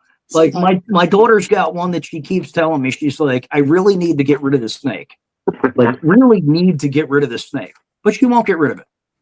It was one of the first ones that popped out of an egg. Wait, what is that bug? A cinnamon? It's a cinnamon lesser. She absolutely fell in love with this little guy, you know, and she's told me 6 times I need to get rid of it. I'm like, I'm not getting rid of it until you tell me to, you know. It's a cool little snake, and you know, she decides a year from now to get rid of it. Cool, you know, I don't care. You know, I've basically given her the, you know, limit your pets, don't have too many. We do have a couple. There were a couple of things that I wanted to do in this, and, you know, by words of wisdom from others, I did not do those. We had quite a few spiders, and I had some spider projects planned. But a lot of the stuff that you read online, you just get so many people hating on the spider gene. You know, they make some gorgeous combos, but you get so many people hating on it. You get so many people that just won't buy from you because you have spiders. And it's like, okay, being a new guy, do I want to go down that road? You know what I mean? Yeah. Spider Maybe police. that's what's that? The spider police. They show up at your tables now. Mm. Well, see, I No. think that market or that little spot of the community is so small because I think the spider stuff sells so freaking easy just because they are visually stunning. They That being are. said, I do want to state if you've got stuff that wobbles like crazy, you probably shouldn't even have it at the show. Yeah. But the stuff that I've been fortunate enough to make stuff that's very, very solid and acts like any other normal ball python. And that stuff moves quick because everybody's like, oh wow, it does like this thing doesn't wobble, it doesn't act stupid. It's amazing. I mean, I still do a very it's like 1 or 2 pairings with spider in it. Mm-hmm. But it's not like I'm not producing the hell out of it. Yeah, I mean, I can't say I won't do it in the future. Maybe dabble in it a little bit. It was just, it was kind of one of them things for me. Being the new guy, I was trying to make smart decisions. It was like I don't want to purposely do something that's pissing people off at the moment. Being a new guy. With that said, the spiders that I sold, they were the first ones I sold. Like they were literally the first snakes going. Bumblebees will sell all day long, man. Bumblebees, definitely fever bees will stop everybody dead in their tracks. So. Fall into like you said, a category. That's all. Yep. And the ones we had were solid. I mean, they had we had one spider I sold to a guy, more or less as a pet. Did tell him it did have a slight wobble. It was one of the ones we got way back. But the other spiders I had, I mean, they were solid. They didn't wobble, not even a little bit. So what kind of genetics are you looking to add to your collection, and where are you heading with them? Like if you can just have this and have that, where are you heading? Oh, let's see. Scrambler's one I don't have. I don't have acid in my collection yet. Bang is going to be definitely one that we add. I'm hoping. Yes. What's that? I know a guy to go to for Bang. Yeah, I've heard there's a guy. He's a pretty quiet guy. Sometimes. Yeah, Once you get them drinking, forget it. But they are definitely ones. They would be some of the top ones that I'd want to get into. My wife wants puzzle. She wants to get into puzzle. I guess that's just kind of a woman thing because they're really puzzling. I mean, they're like puzzles trying to put together. You're always missing that one piece, so it makes sense. I'm getting the finger here too. All right. I had to say, after having, I think it was Joel on a couple of shows back, when he was showing off that puzzle stuff, it definitely got me looking at puzzle a little bit. I'm not gonna lie. And I saw, I think it was pretty sure it was on the Morph Market auction. I almost put a bid in on it, and I stopped myself. I pulled the reins back just because it's one of those things where, and I want to dive into this too, just as far as like, how big you want to get and everything. Like I look at everything that I'm working with, and the carpets, the new species, which everybody will get to see this week in this week's video, and then the balls. It's like I didn't want to add a whole nother recessive project, knowing with what I'm planning to do with the Bang project. It's like that's going to take up so much space. It's like I can't put or add in another recessive at this point. Well, see, you just need a wife like mine, Jeremy. Okay, I've got a crazy wife. Roll the furniture out of the house. Okay, let me tell you a quick story from 20 years ago, Perfect. So when we were into this years ago, I'm upstairs, I'm sleeping. I hear this banging downstairs. What the fuck is going on? I go downstairs and a love seat is being rolled out my living room door. I looked at my wife. I went, what are you doing? Like, we just bought this furniture 6 months ago. Like, why is the love seat rolling down the steps? She goes, well, because it's in the way. I went, in the way of what? She goes, there's a reptile show this weekend. We need room for tanks. I'm like, are you kidding me? So I don't have a space issue. My wife would literally wipe out the kitchen, the dining room, and everything else to add rack space. So that problem I don't Dangerous. have. Now, Nate, you can play that little thing at the bottom. That was terrible information, Ron.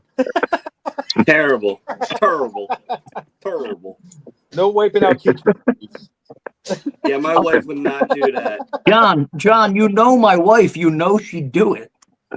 Oh, I know. Will, if you are watching, do not listen to this man. Well, Moving things out of your house, you will be homeless.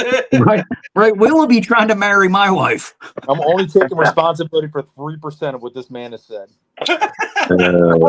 Just 5 minutes ago, you were telling us how you're mentoring him and taking him. Oh, yeah, we're talking about rack conditions and holes and bins. You're responsible for 80% and probably closer to 90% of what's behind me. Though. Your fault. Like on my stickers, I was actually going to have Nate edit them so it said, exotic dream chasers powered by Triforce Morphs at the bottom. like, what would John do? What would John do? John would sell me all them breeders that are in them racks right there. That's right. John's revamping. John found a whale. Noticing a pattern here. John tells people that they shouldn't do something, but then he goes and sells them things. Is that manipulation? What he said not to do. He sells them all the parts to do it. Yep. It's not manipulation. No, it ain't manipulation. He groomed We you. have an intervention with Will. What does John do? The next show after. Man. He has an auction and guilts Will into bidding on snakes. Teach me to groom. John's going to be responsible for poor Will being homeless. Oh my. For sure. These damn auctions. It wasn't just me. Nate sent Will snakes too.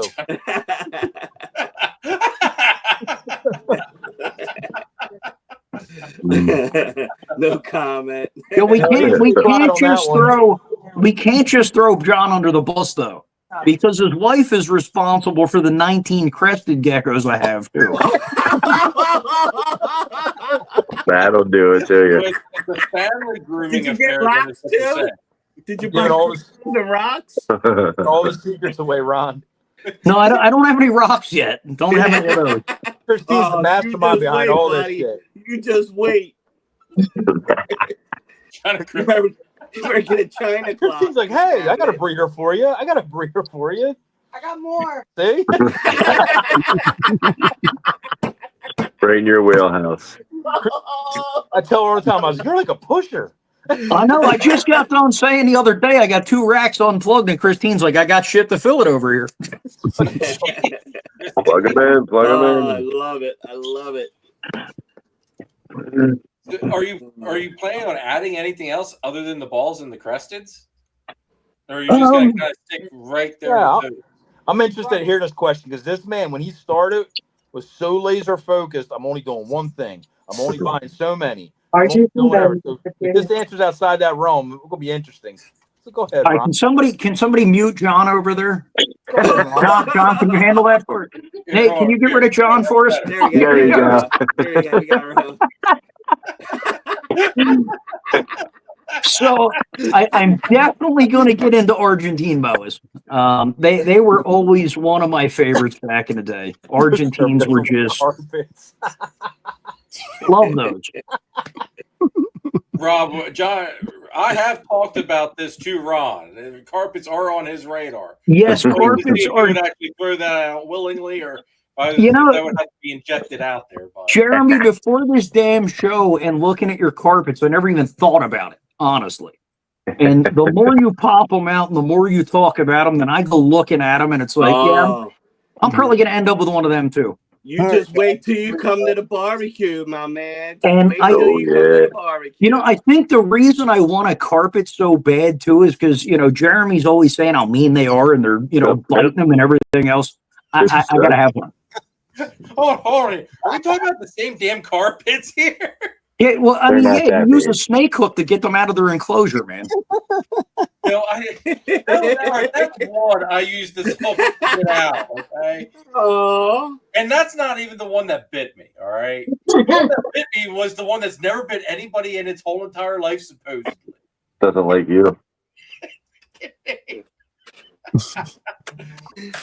Hey, Carpet, come here, Carpet. Hey, Carpet. Oh, gee.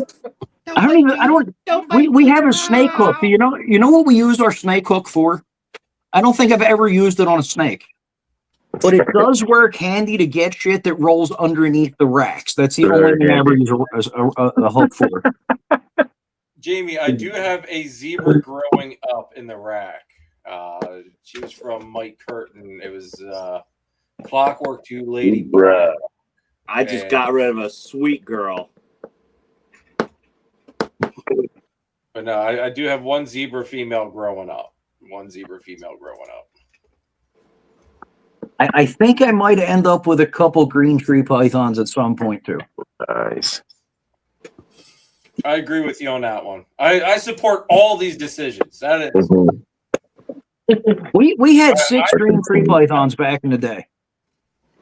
Oh, okay. We had 6 of them back in the day. We had an emerald boa too. Oh, very They're nice. definitely meaner than the green trees.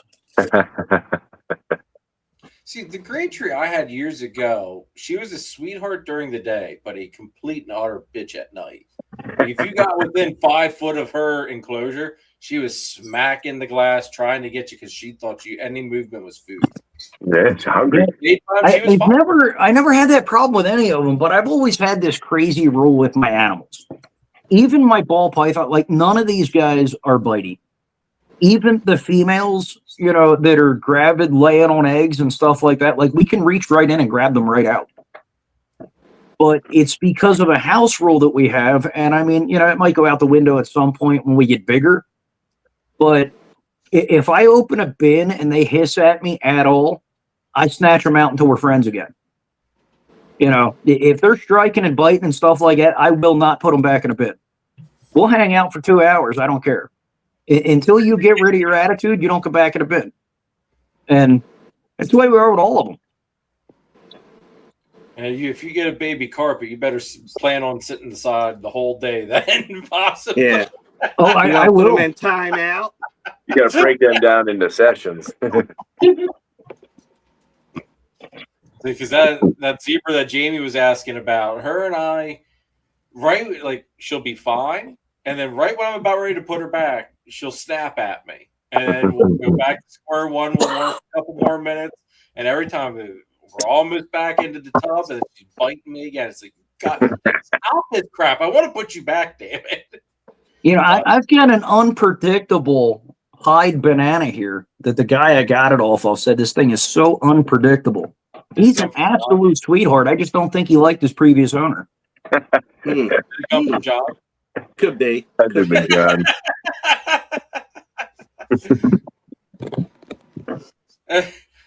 I say this just because every time I was over at John's place, Nate was there that one night.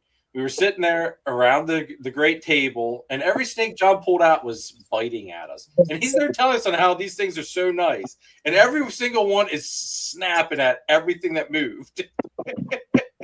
Yeah, he keeps trying to tell me how unpredictable this banana pie is, and I think he's nuts. He's absolutely nuts. I actually bought an 8-ball off of John because of how mean he was. The little guy was whoa, not this time. That up next show.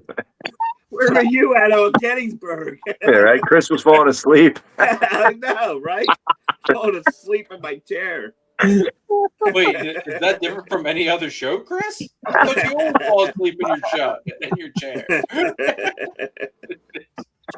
When I met Ron, he said, "Who's that guy that sleeps at his freaking whatever is stand all the time?" I said, "Oh, that's my buddy Sorrentino."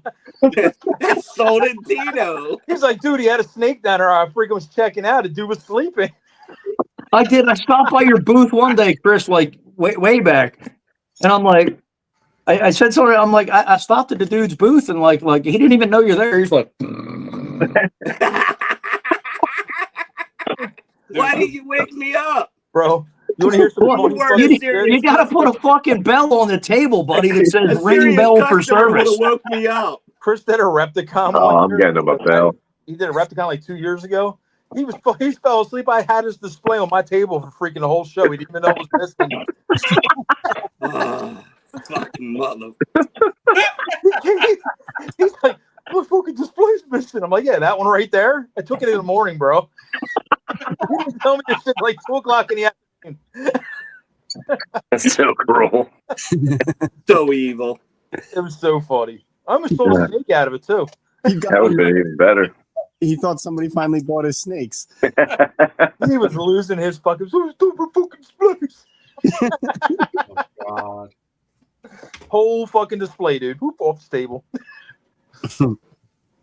Now, the worst part is I think my daughters knew about it. They didn't say shit.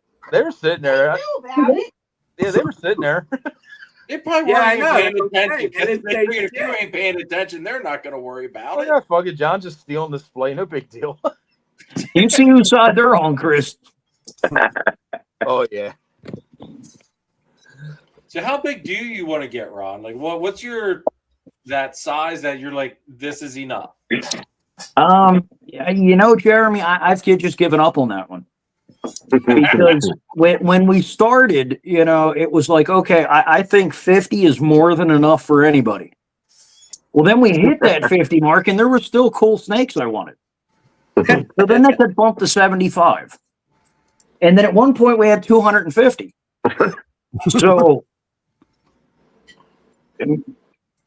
I can't say there's really a limit. So Okay. what we were saying is your will and training. You know, I don't want it to I don't want it to get to the point where it's not any fun anymore. Oh boy.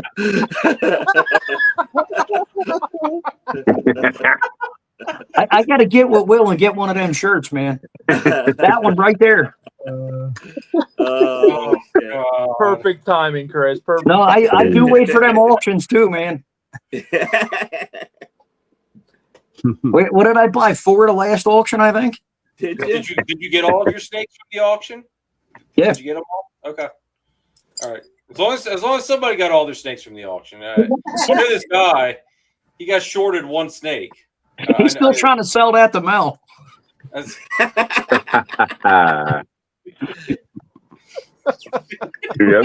Oh, my goodness. Who's gonna pay more? Oh, shit. See, Christine makes sure I get my snakes. That way the lawn gets mowed. John don't care. Christine tried to make sure I got my snakes. John just, yep, we got them. Forgot the most important one out of them all. We had him. We had him God. because it was still in the what's it called room, the hold room. I didn't put it in the for sale room yet. Have you gotten that snake yet, Jeremy?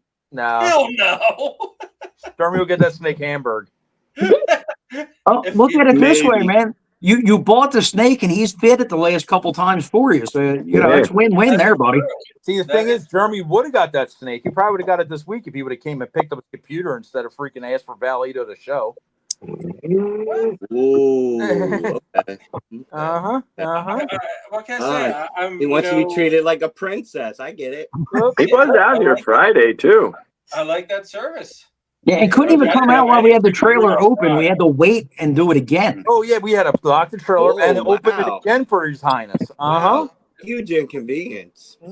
Huge, big monsters. Wow. And then I had to give Nate a slight heart attack when I got home that night. I would have been, Nate, I'm not gonna lie, I would have loved to have been a fly on the wall when I called you and said, why does this thing smell like it's burning oil? Because you gave me a pause, like you were ready to kill me. He must have called Nate while he was tired, because I can't believe he didn't spin on you like, what the fuck did you do? It's fucked now. All your money's down the drain. Burn. Going, there's no warranty on it either. That's the approach I expect out of Nate. He'd be like, oh, it's fucked. You fucked it up, Jeremy. I told you to call me. It was late. I was tired. I didn't have time. You were definitely, that's definitely not the response I would have thought you would have gave him.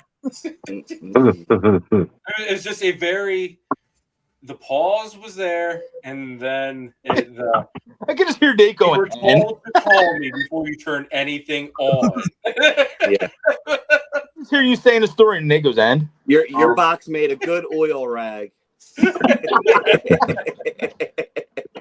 like, oh yeah, Nice looking box. you turned it on. Yep, it's done now. It's history." No, John, and all I wouldn't, or Chris, I mean, I wouldn't have even been able to take it on Friday. Nate, you should have I told me. had one enclosure in the back seat, then I had 2 enclosures in the bed. Oh, jeez. You should have told him he fucking blew the speakers, Nate, and see how long you went with that. Dude, he didn't give me any freaking speakers. You should have told him he blew them, and he'd have been sitting there fucking chasing that for like 4 days. Like, bro, you blew the speakers, man. Oh shit. Sometimes Nate's too nice. You caught him on him when he's tired. Yeah. Well, I know I sat here for a while trying to figure out why I didn't have any sound when I was trying to play alive. It was driving me nuts. Oh, I thought the monitor maybe would have had a built-in speaker like a TV, but nope, monitors don't have that. So I eventually called Nate. I was like, good monitors why don't I have sound? Oh man, he could ram with that. That'd have been great. Oh man! Tell you what, folks. Like we give each and every one of us our fair share of crap. Well, Chris didn't get much tonight. Whoa, hey, leave me out of it. Yeah. I don't know. I don't think Chris ever really gets a whole bunch of crap from any of us. Really, he's Yeah, very wow. respected amongst our group. I It's get just the enough. rest of us that don't respect each other. Enough. Give it up. Give out enough. I called him today. He's like, "Hey, what's going on? How you doing?" I guess he's in the rat room with My his favorite mask on. place, the rat shed. My part-time job. Now, that's actually another thing, Ron. Do you do rats at all? Or like Yes. you doing your own? Or okay, you are. Very Yeah, cool. we don't have enough to feed everybody, but it definitely supplements. That helps. I think my wife's a little crazy. I can't mess with the rats. The rats screw my sinuses up bad, so that one's all on her.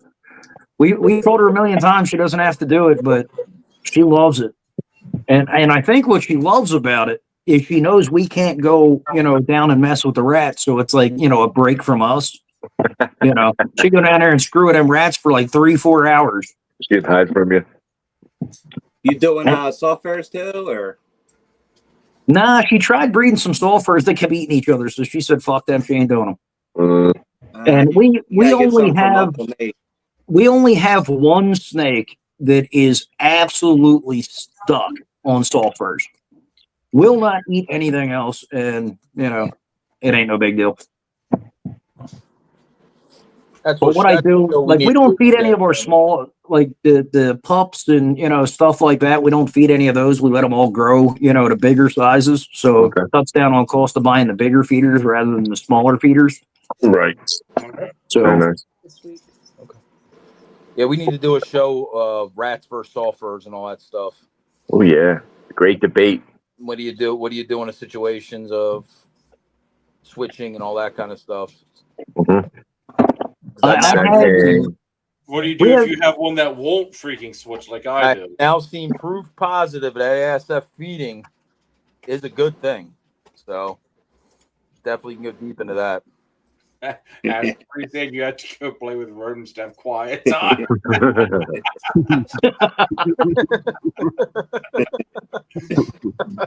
Find your zen. Oh man. Well, it's 10 o'clock, guys. Does anybody have any other questions for Ron? Or any topics that you guys want to cover yet before we call it a night? Okay. No? No. Damn, all right. John is out of questions. Yeah. I'm not more afraid of if he says something, how will it backfire on him yet? Well, yeah, pretty much. We determined that Ron's Will Part 2 in the making. He doesn't have a direction. I have some direction. some direction. Mentor takes no responsibility for his actions. Like I said, 3 to 10% of responsibility. Zero accountability. No, he said 25, 50, 250. I lost him after that because he was like, oh, now big. I was like, oh. Dude talking about lying in his kitchen with racks. I was like, oh, fuck. We kept trying to set limits, and like the limits would just get passed and passed. So it was like, why set yourself up for failure? That's right. Wherever it ends up, it ends up. It's all good. Talking about buying carpets off Jeremy, man. This show went way off the rails. This show went the exact direction it needed to. Ron, are you going to Hamburg? Yeah, I'll probably be there. I'm probably going to vend Hamburg, but I'll be there. Okay. So actually, that's going to be our next show. Sorrentino, are you vending Hamburg? Which one? No. Yeah, he's gonna buy one of my tables. Yeah, like I said, we don't have much. What do we get on Morph Market? Like 8 of them? 10? We got 10 snakes left. Is all we've got left to get rid of at this point. That's about what I've got. Don't need to start hatching. Snakes. Jeremy, you doing Hamburg? Yeah. Okay. Yeah, me and all 10 of my animals.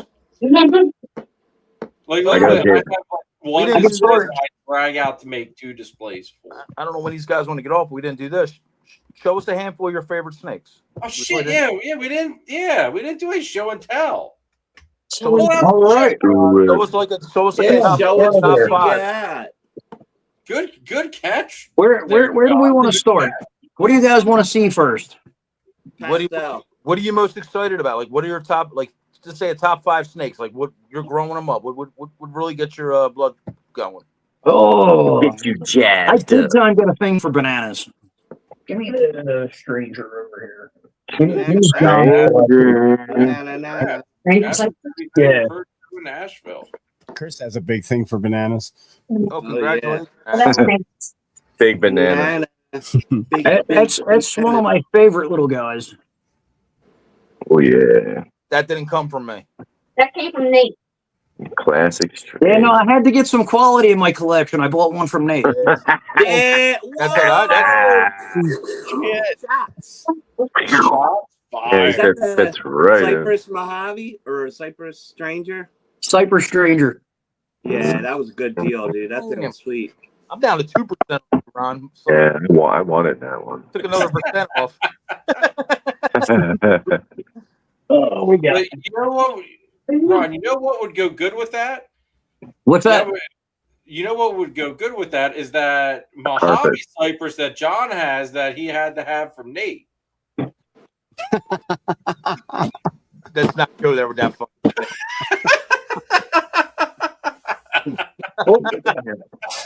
I'm still on. For the nanny clan. Oh, he's throwing his Gettysburg pickup this weekend. Yeah, that was our Gettysburg pickup, our little banana clown. Very nice. What was the other thing in that pairing, Ron? Black pastel or cinnamon? Banana, Enchi, clown, possible cinnamon. Yeah, that thing's like really dark in person. Weird. Yeah, we get a pretty extensive banana collection to add her.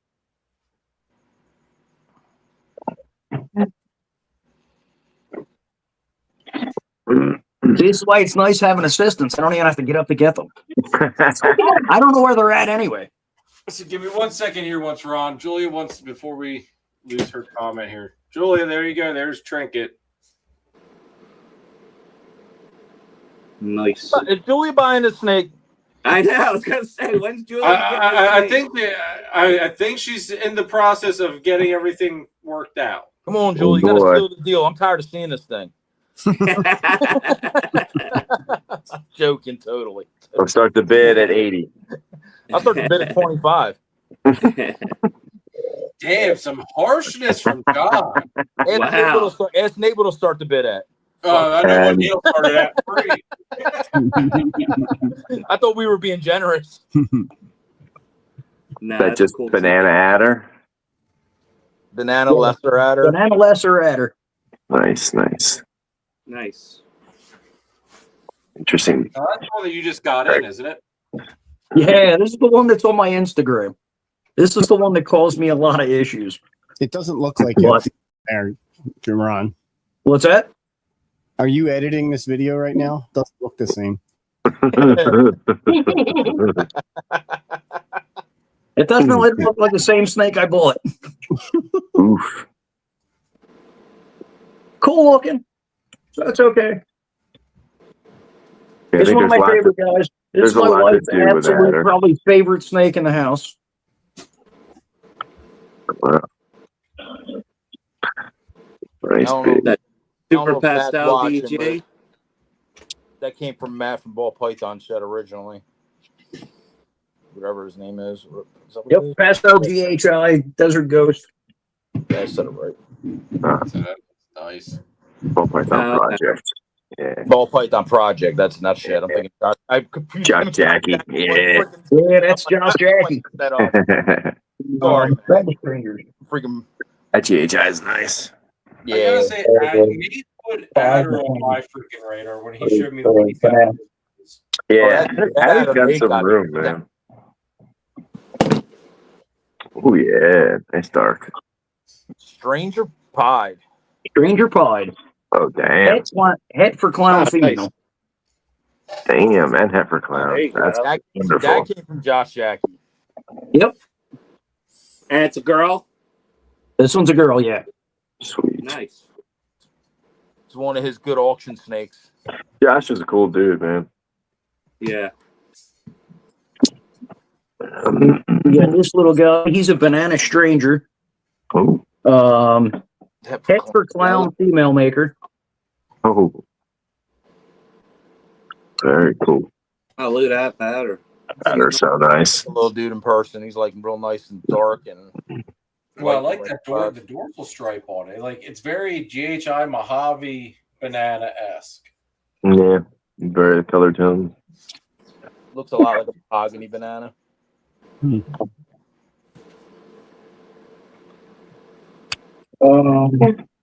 Some of the ghost out of Jones. This is one of my favorite pied girls here.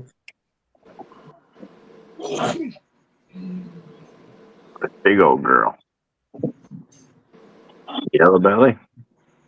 No, it's that weird gene that pops up in my pied stuff. It's one of the original girls to it. Ah, that's yellow belly. So it's kind of like Gene X, kind of.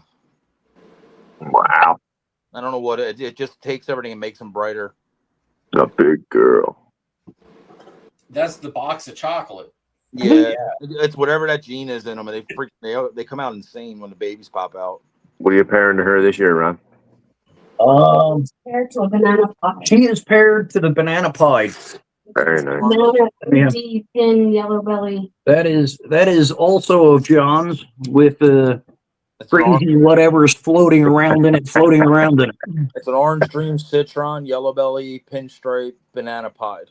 It's the just male. a big, Oh, mean, damn. unpredictable banana. Oh, wow. He's vicious. He's unpredictable gene-wise, not attitude. It's pretty neat. Yep. Yeah. That's Oh, cool. wow. That'll be neat to see what pops out of that. Mm-hmm. So that's one of the pairings we're definitely looking forward to. Was on the fence, letting go kind of breeders this year, and he picked up quite a few of them. That's good. They're close to home, and something weird happens. You did go walk through it and talk them through it. Yep. I got lucky with that when John was cleaning snakes. When I went, you don't happen to have a banana pie, do you? Yeah, it wasn't for sale. Oh yeah, hypo. A blackhead Mojave hypo. Oh yeah. Head for clown. See, all I got to do is show them, and John can tell you what they are. They all came from him.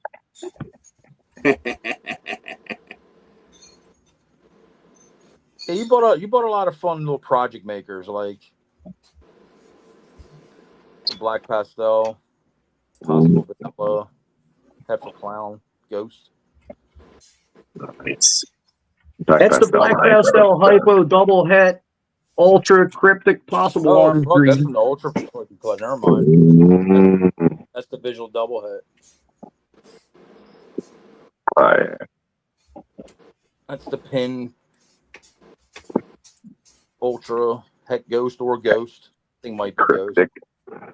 Yeah, he's pretty ghosty It's looking. head for cryptic, or I don't think it's cryptic. It's not. It wasn't busy enough. Uh, But, I mean, you it's had it as a pin, ultramel, cryptic, possible ghost, or het ghost. Yeah. Where's the girl? The girl, I have no idea. She's wild looking. She just shed not long ago, man. She I is just know it's getting yellow awesome belly looking.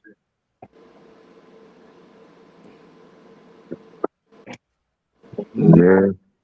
Yellow belly, and you don't know. I have no idea. It's head for cryptic, ghost. Look at the purples on that. Oh yeah. That's wild. It's snake in person, like it's all pink and purples and oranges. Only 3%, huh? That's what he claimed. That's what he claimed earlier. Yep. Only 3%. I took it down too because he keeps blaming his wife for everything. Passing the buck. Passing the buck. Yep. Now this guy here, he was a little bitey when we got him. So that looks like a Triforce snake hair. Yep. So the That's, Wow. that's a badass looking animal there. pastel, maybe flame. I don't even know. Did they hit 8 balls? I have no idea. It's heifer pied. Mel. Desert ghost. So they are definitely some of the, the ones we're most excited about growing up. Very nice. He's another one of my favorites too. Really light. It's a banana desert ghost. Oh wow. All right. I'm curious how that'll color up as it Yeah, ages. I'm Is that curious what to see I've that. never seen a banana DG. It keeps him looking like a super banana in person. Yeah. No spots. Yeah, I can just don't make. There's a little bit of spots, but they're like that. Okay. Very, okay, very they're off. true. Like there's, I don't even know if you can see it. But Like, they're like gray spots, right? you've got a couple just like that one little tiny spot right there. Snakes like muted, like a desert ghost. It's weird. Interesting. Yeah, I'd like to see it at like 1,000 grams.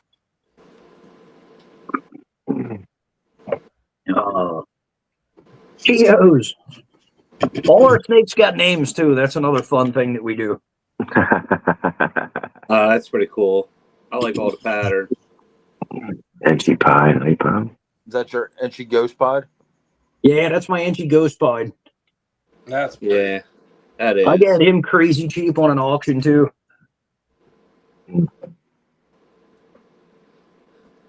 Very nice. I love Enchi and my hyperpied stuff. What you got? Oh, Michaela says we got to show off Cosmo. Now Cosmo is in like Cosmo Kramer? Mm-hmm.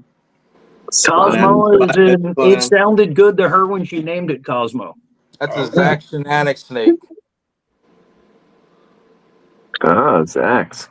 Yeah, it's a spot. That's a spot nose banana, right? Banana clown. Yep. Yeah. That's pretty. Yeah. That's cool. Yeah, that was one of Michaela's Christmas presents. Yeah. See, they're not all. That's cool. I like the way Banana Batman's look. He pulled out quite a few at mine. You guys need to leave me alone. There you go. Marie said I got to bring this one out because John said to get rid of it. Turn this poor thing's tag upside down. John, you told him in the chat he wasn't allowed to show the $5 snakes. So that's why he's showing everything else. Mm-hmm. I told him to get rid of this one, I guess. Yeah, this is the one you turn the card upside down. That's one of my wife's favorite ones. Oh, we probably did it because freaking she said it was her favorite. Yeah. What is that, Ron? That neck stripping is wild. Let's see. What I bought it as was a Blackhead Pastel Cafe HRA. Okay. Is what I bought it as. Huh. Is that a Jamie Jack says, Olsen? Ron, I got some Super Mandarin banana breeding now if you want some. Oh, yeah. What you got? Super Mandarin. Jamie's got some super mandarin banana breeding right now. If you want some. Oh, that sounds cool. I love me some bananas, man. I got some cool bananas. I definitely got a very extensive banana collection. It was actually kind of funny because it was one of the first snakes we ever bought. And at the time, my daughter was way more into what the hell's that damn thing you got? A chameleon. She was way more into the chameleons. So we buy these first two snakes at the show, and on the way home, she goes, you know, she says, I fell in love with bananas after watching Brian's videos, Brian Barczyk.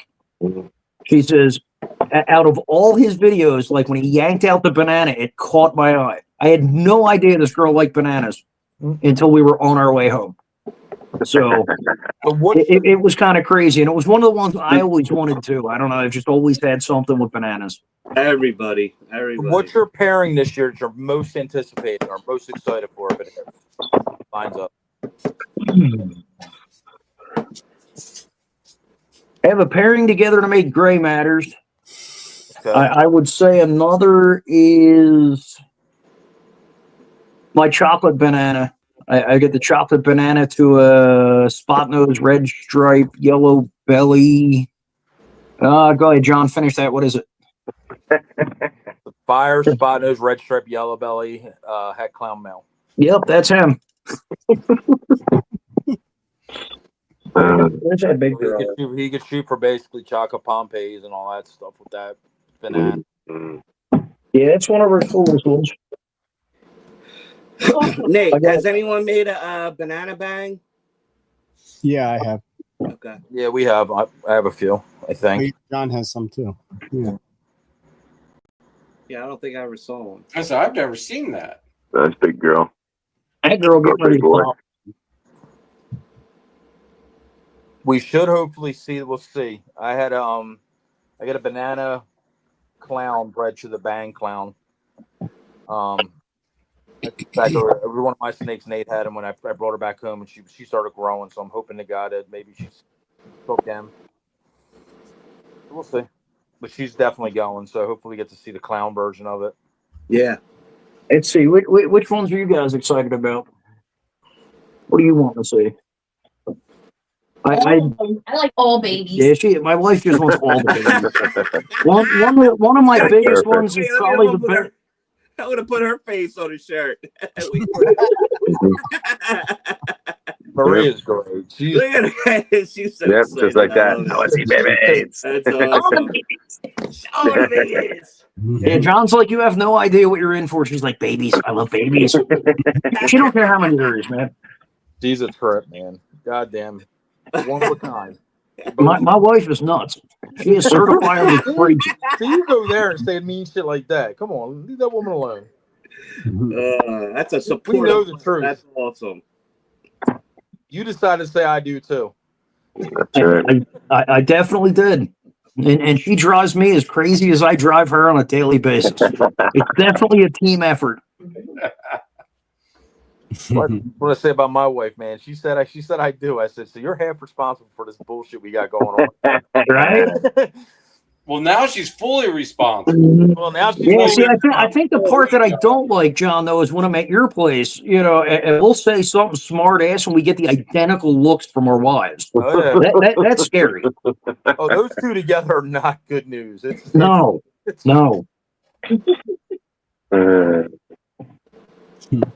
Oh, you never told anybody, like, before we go. What else do you guys you plan on doing shows? Tell me about your little wife's side gig she's got going on, stuff you're bringing to the show. Oh, good Lord. She has taken over. We had a reptile shelf that we used to store reptile supplies on. We've since moved all those into this room because my wife and her arts and crafts have taken over the reptile shelf in there. Nice. So she's making bows and pens and cups, and I think she just ran off to grab a couple. But she got hooked up with this lady online that does these wraps. So she does a lot of pens and cups and key rings and hair bows. John was running around at one of the shows with a hair bow. He looked kind of cute. It was real cute. I had it on the side of my hat. We sold a bunch of them because of freaking it too. Everybody kept saying, "Where'd you get that?" Yeah. What show was this, John? You were wearing that. It was what's it called? It was you know the one that was breaking my balls about. It was a Repticon.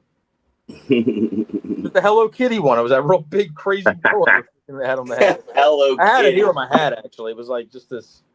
I don't think I remember doing this. Oh no, you were like, "What the fuck are you doing?" That does sound like me. But I You were don't drunk on They sold a you. few bows because of it. It was. I just John, where you at? I had it strapped to my hat. Huh? I don't give a shit. I don't remember the flying John. flock. I kept walking around saying "cute." Might delete later. I don't need it all, honey. I don't need it all. We got keyring cups. Oh, jeez. Oh my goodness. As it wasn't bad enough, we had wraps for big cups. Now we get these mini keyring cups that got wraps. Little mini Stanleys. Stupid little kid sells them, man. Them kids love that crap. Yeah, and they open up so you can, put shit in them or Put your weed in it. yeah. Oh, damn. You can add your weed in there. No, I have no idea how I you know put your this, but weed in it. 1,000 milligram cartridge will fit in there, not with a battery. Just Perfect. in case you were wondering.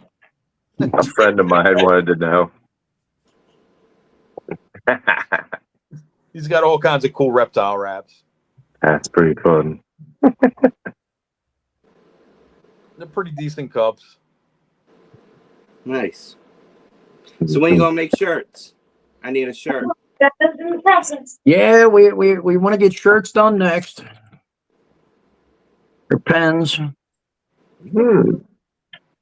So she got all kind of shit going on because we don't have enough with the landscape business and the rats, the snakes. We didn't have enough going on, so Well, she's going the diversity route. I mean, in case snake sales aren't good one show, you've got this stuff. At least he's not out like adopting cats or something. Yep. And he lives on a 17-acre farm with freaking animals on top of everything else. Oh my god. Oh, wait a minute. After I told her no more dogs. Okay. After I told her no more dogs. Kelsey girl, come here. Kelsey, come here. No, over here. You guys are cracking me up.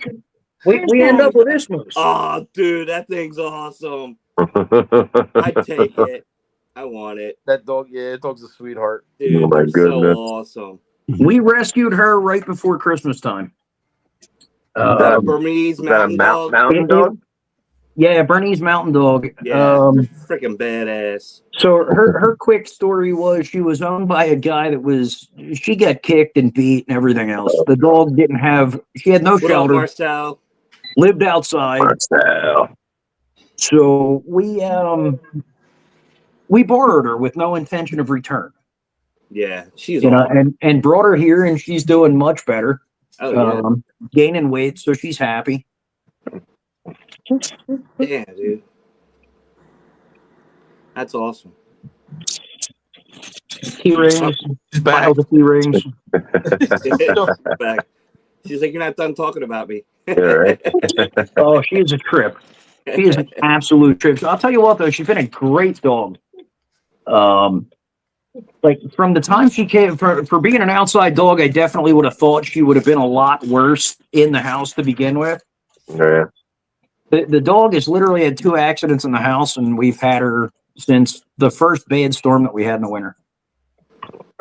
So she's doing really well, adapted really well to the other dogs. The snakes, she don't care about the snakes at all. She'll play with the snakes. She likes to come up and give them kisses, and she absolutely does not care about them at all. Right. That's funny. So, Ron, what's your next show, and where can everybody find you at? I believe our next show is going to be Gettysburg in July. July 19th. We should have some stuff, probably ready to go by then. If not, my wife will have 6 tables of arts and crafts that she can load up easily. So if any of you notice random arts and crafts with a price tag on your table, don't worry, it was just my wife. She ran out of space. Sweet. Sweet. You can find us on Morph Market, Exotic Dream Chasers. You can find us on Facebook. My wife handles that, so it doesn't get updated as much as the Instagram. I handle the Instagram, so that gets updated in bursts. You know, because I'm horrible so with now the I whole know where to social send media the thing. pics. Okay. If you want bonus points, Sorrentino, send it to the Facebook. Yeah, I don't even have Facebook, so like shit on Facebook, I don't even see it. I got rid of Facebook probably like, oh fuck, probably like 4 years ago. I got rid of Facebook. I did away with it. Yeah. Instagram, to me, there's enough drama on Instagram, but it's mostly pictures, and you know that's more my speed. What about TikTok? I don't even know what the hell TikTok is, man. I am so technologically non-advanced. It's not There you even go. fun. Yeah. You know, like Jeremy sent me a thumbnail, you know, before the show tonight, and it said on there, you know, if you want to add this to your story. Luckily, there was a button to add it to the story because I had no idea how to do that either. Like, I know how to upload pictures. You know, a couple months ago, I finally figured out how to upload multiple pictures on the same post. He's like, stories. What, I got to read a freaking book? It's like, add it to your story. I'm like, okay, so tonight's story on Instagram is the first story I've ever made. And that's because there was a button there. I just hit the button.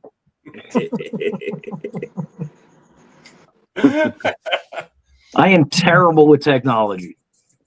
I'm right there with you, dude. Like, it's amazing I can do this when I actually do this properly. We all know that's like you sent the link. Set timers. You sent the link to get in the room, and I'm like, oh man, I hope I don't fuck this up. It's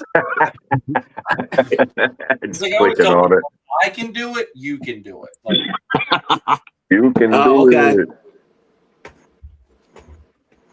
Oh man. All right, guys, let's wrap this one up. Ron, thank you very much for joining us tonight. You got it, buddy. Notice, but I know we wanted to get you on here, and I'm glad that we did get you on. Flip-flop some stuff here. This week's video, folks, is going to be the new pickups that have come here from Gettysburg show and new species that came the day after Gettysburg. So be ready for that. I'm super excited to finally show that off to everybody.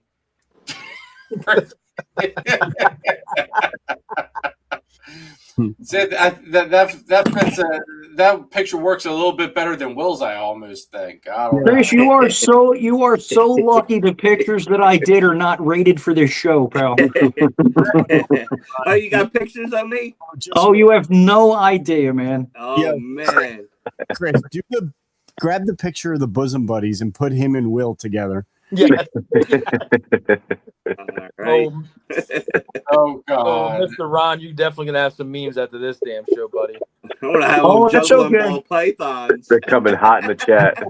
John, fire just one of them over to Chris. No, don't. No, John, don't. We'll show them all of them backstage. All right. To see his face, I have to. That will be worth it. That will be worth it. I was gonna wait for a good time to hit you with these, Chris, but like I said, I couldn't do it. Yeah. It's a little too They're that graphic, huh? They're pretty graphic. Yeah, okay, I'll tell you what, Chris, you're gonna know you met your match after this one. Okay. I thought you weren't technical. All right. Like John even sent me a messenger. Goes, bro, did you make these? I said, yes. It's a hidden talent I didn't tell you about.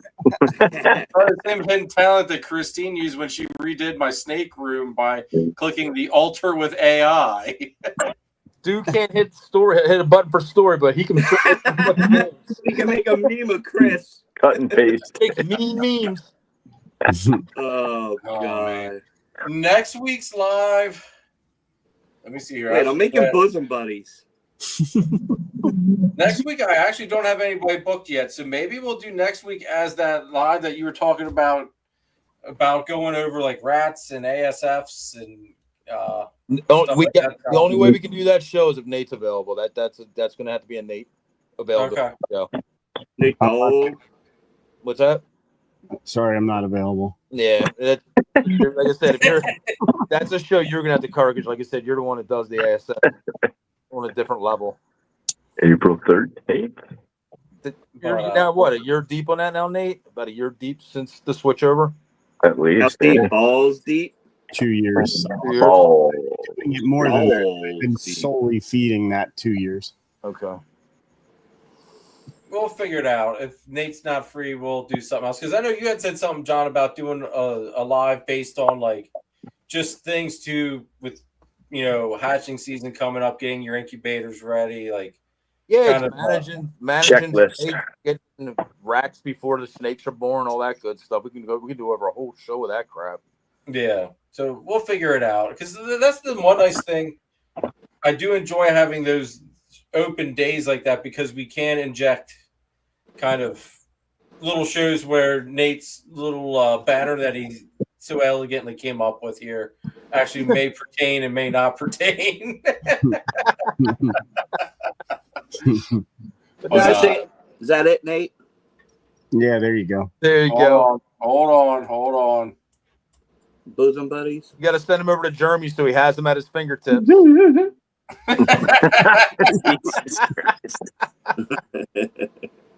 Christ. You got to put Jeremy's face in the background, Chris. Back there drinking his Yoo-hoo? Yeah. What the? There we go. I'm not used to this new layout yet with where my buttons are now. But everybody, that's going to be it for tonight. Hopefully everybody had a blast. We still got 19 people watching this shit show. So I really appreciate each and every one of you for sticking this out with us. I had a blast, Ron. Thank you very much for joining us tonight. Thank you. Get you on. Hopefully you don't think any less of us. Absolutely not. That's not possible. Memes were made while the show was going, Ron. No one's ever safe. There you go.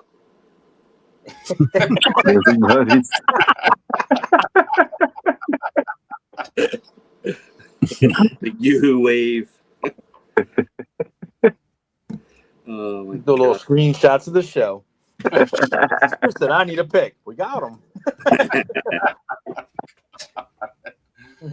Well, everybody have an awesome rest of the week. Greatly appreciate all the love and support. If you haven't already, hit that like button. Please hit the subscribe button. Hit it. Ring that notification bell as well because you don't want to miss the show every week. I mean, let's face it. I mean, somehow there's a lot of people that actually look forward to this show every Sunday. And you would think, if we miss a week, people would be like, oh, thank God I don't have to watch. But this actually has become ingrained into some people's routines. I feel bad for those people. But thank you. All right, I'm leaving. Each his own. I feel bad for God, I'm so the anticipation.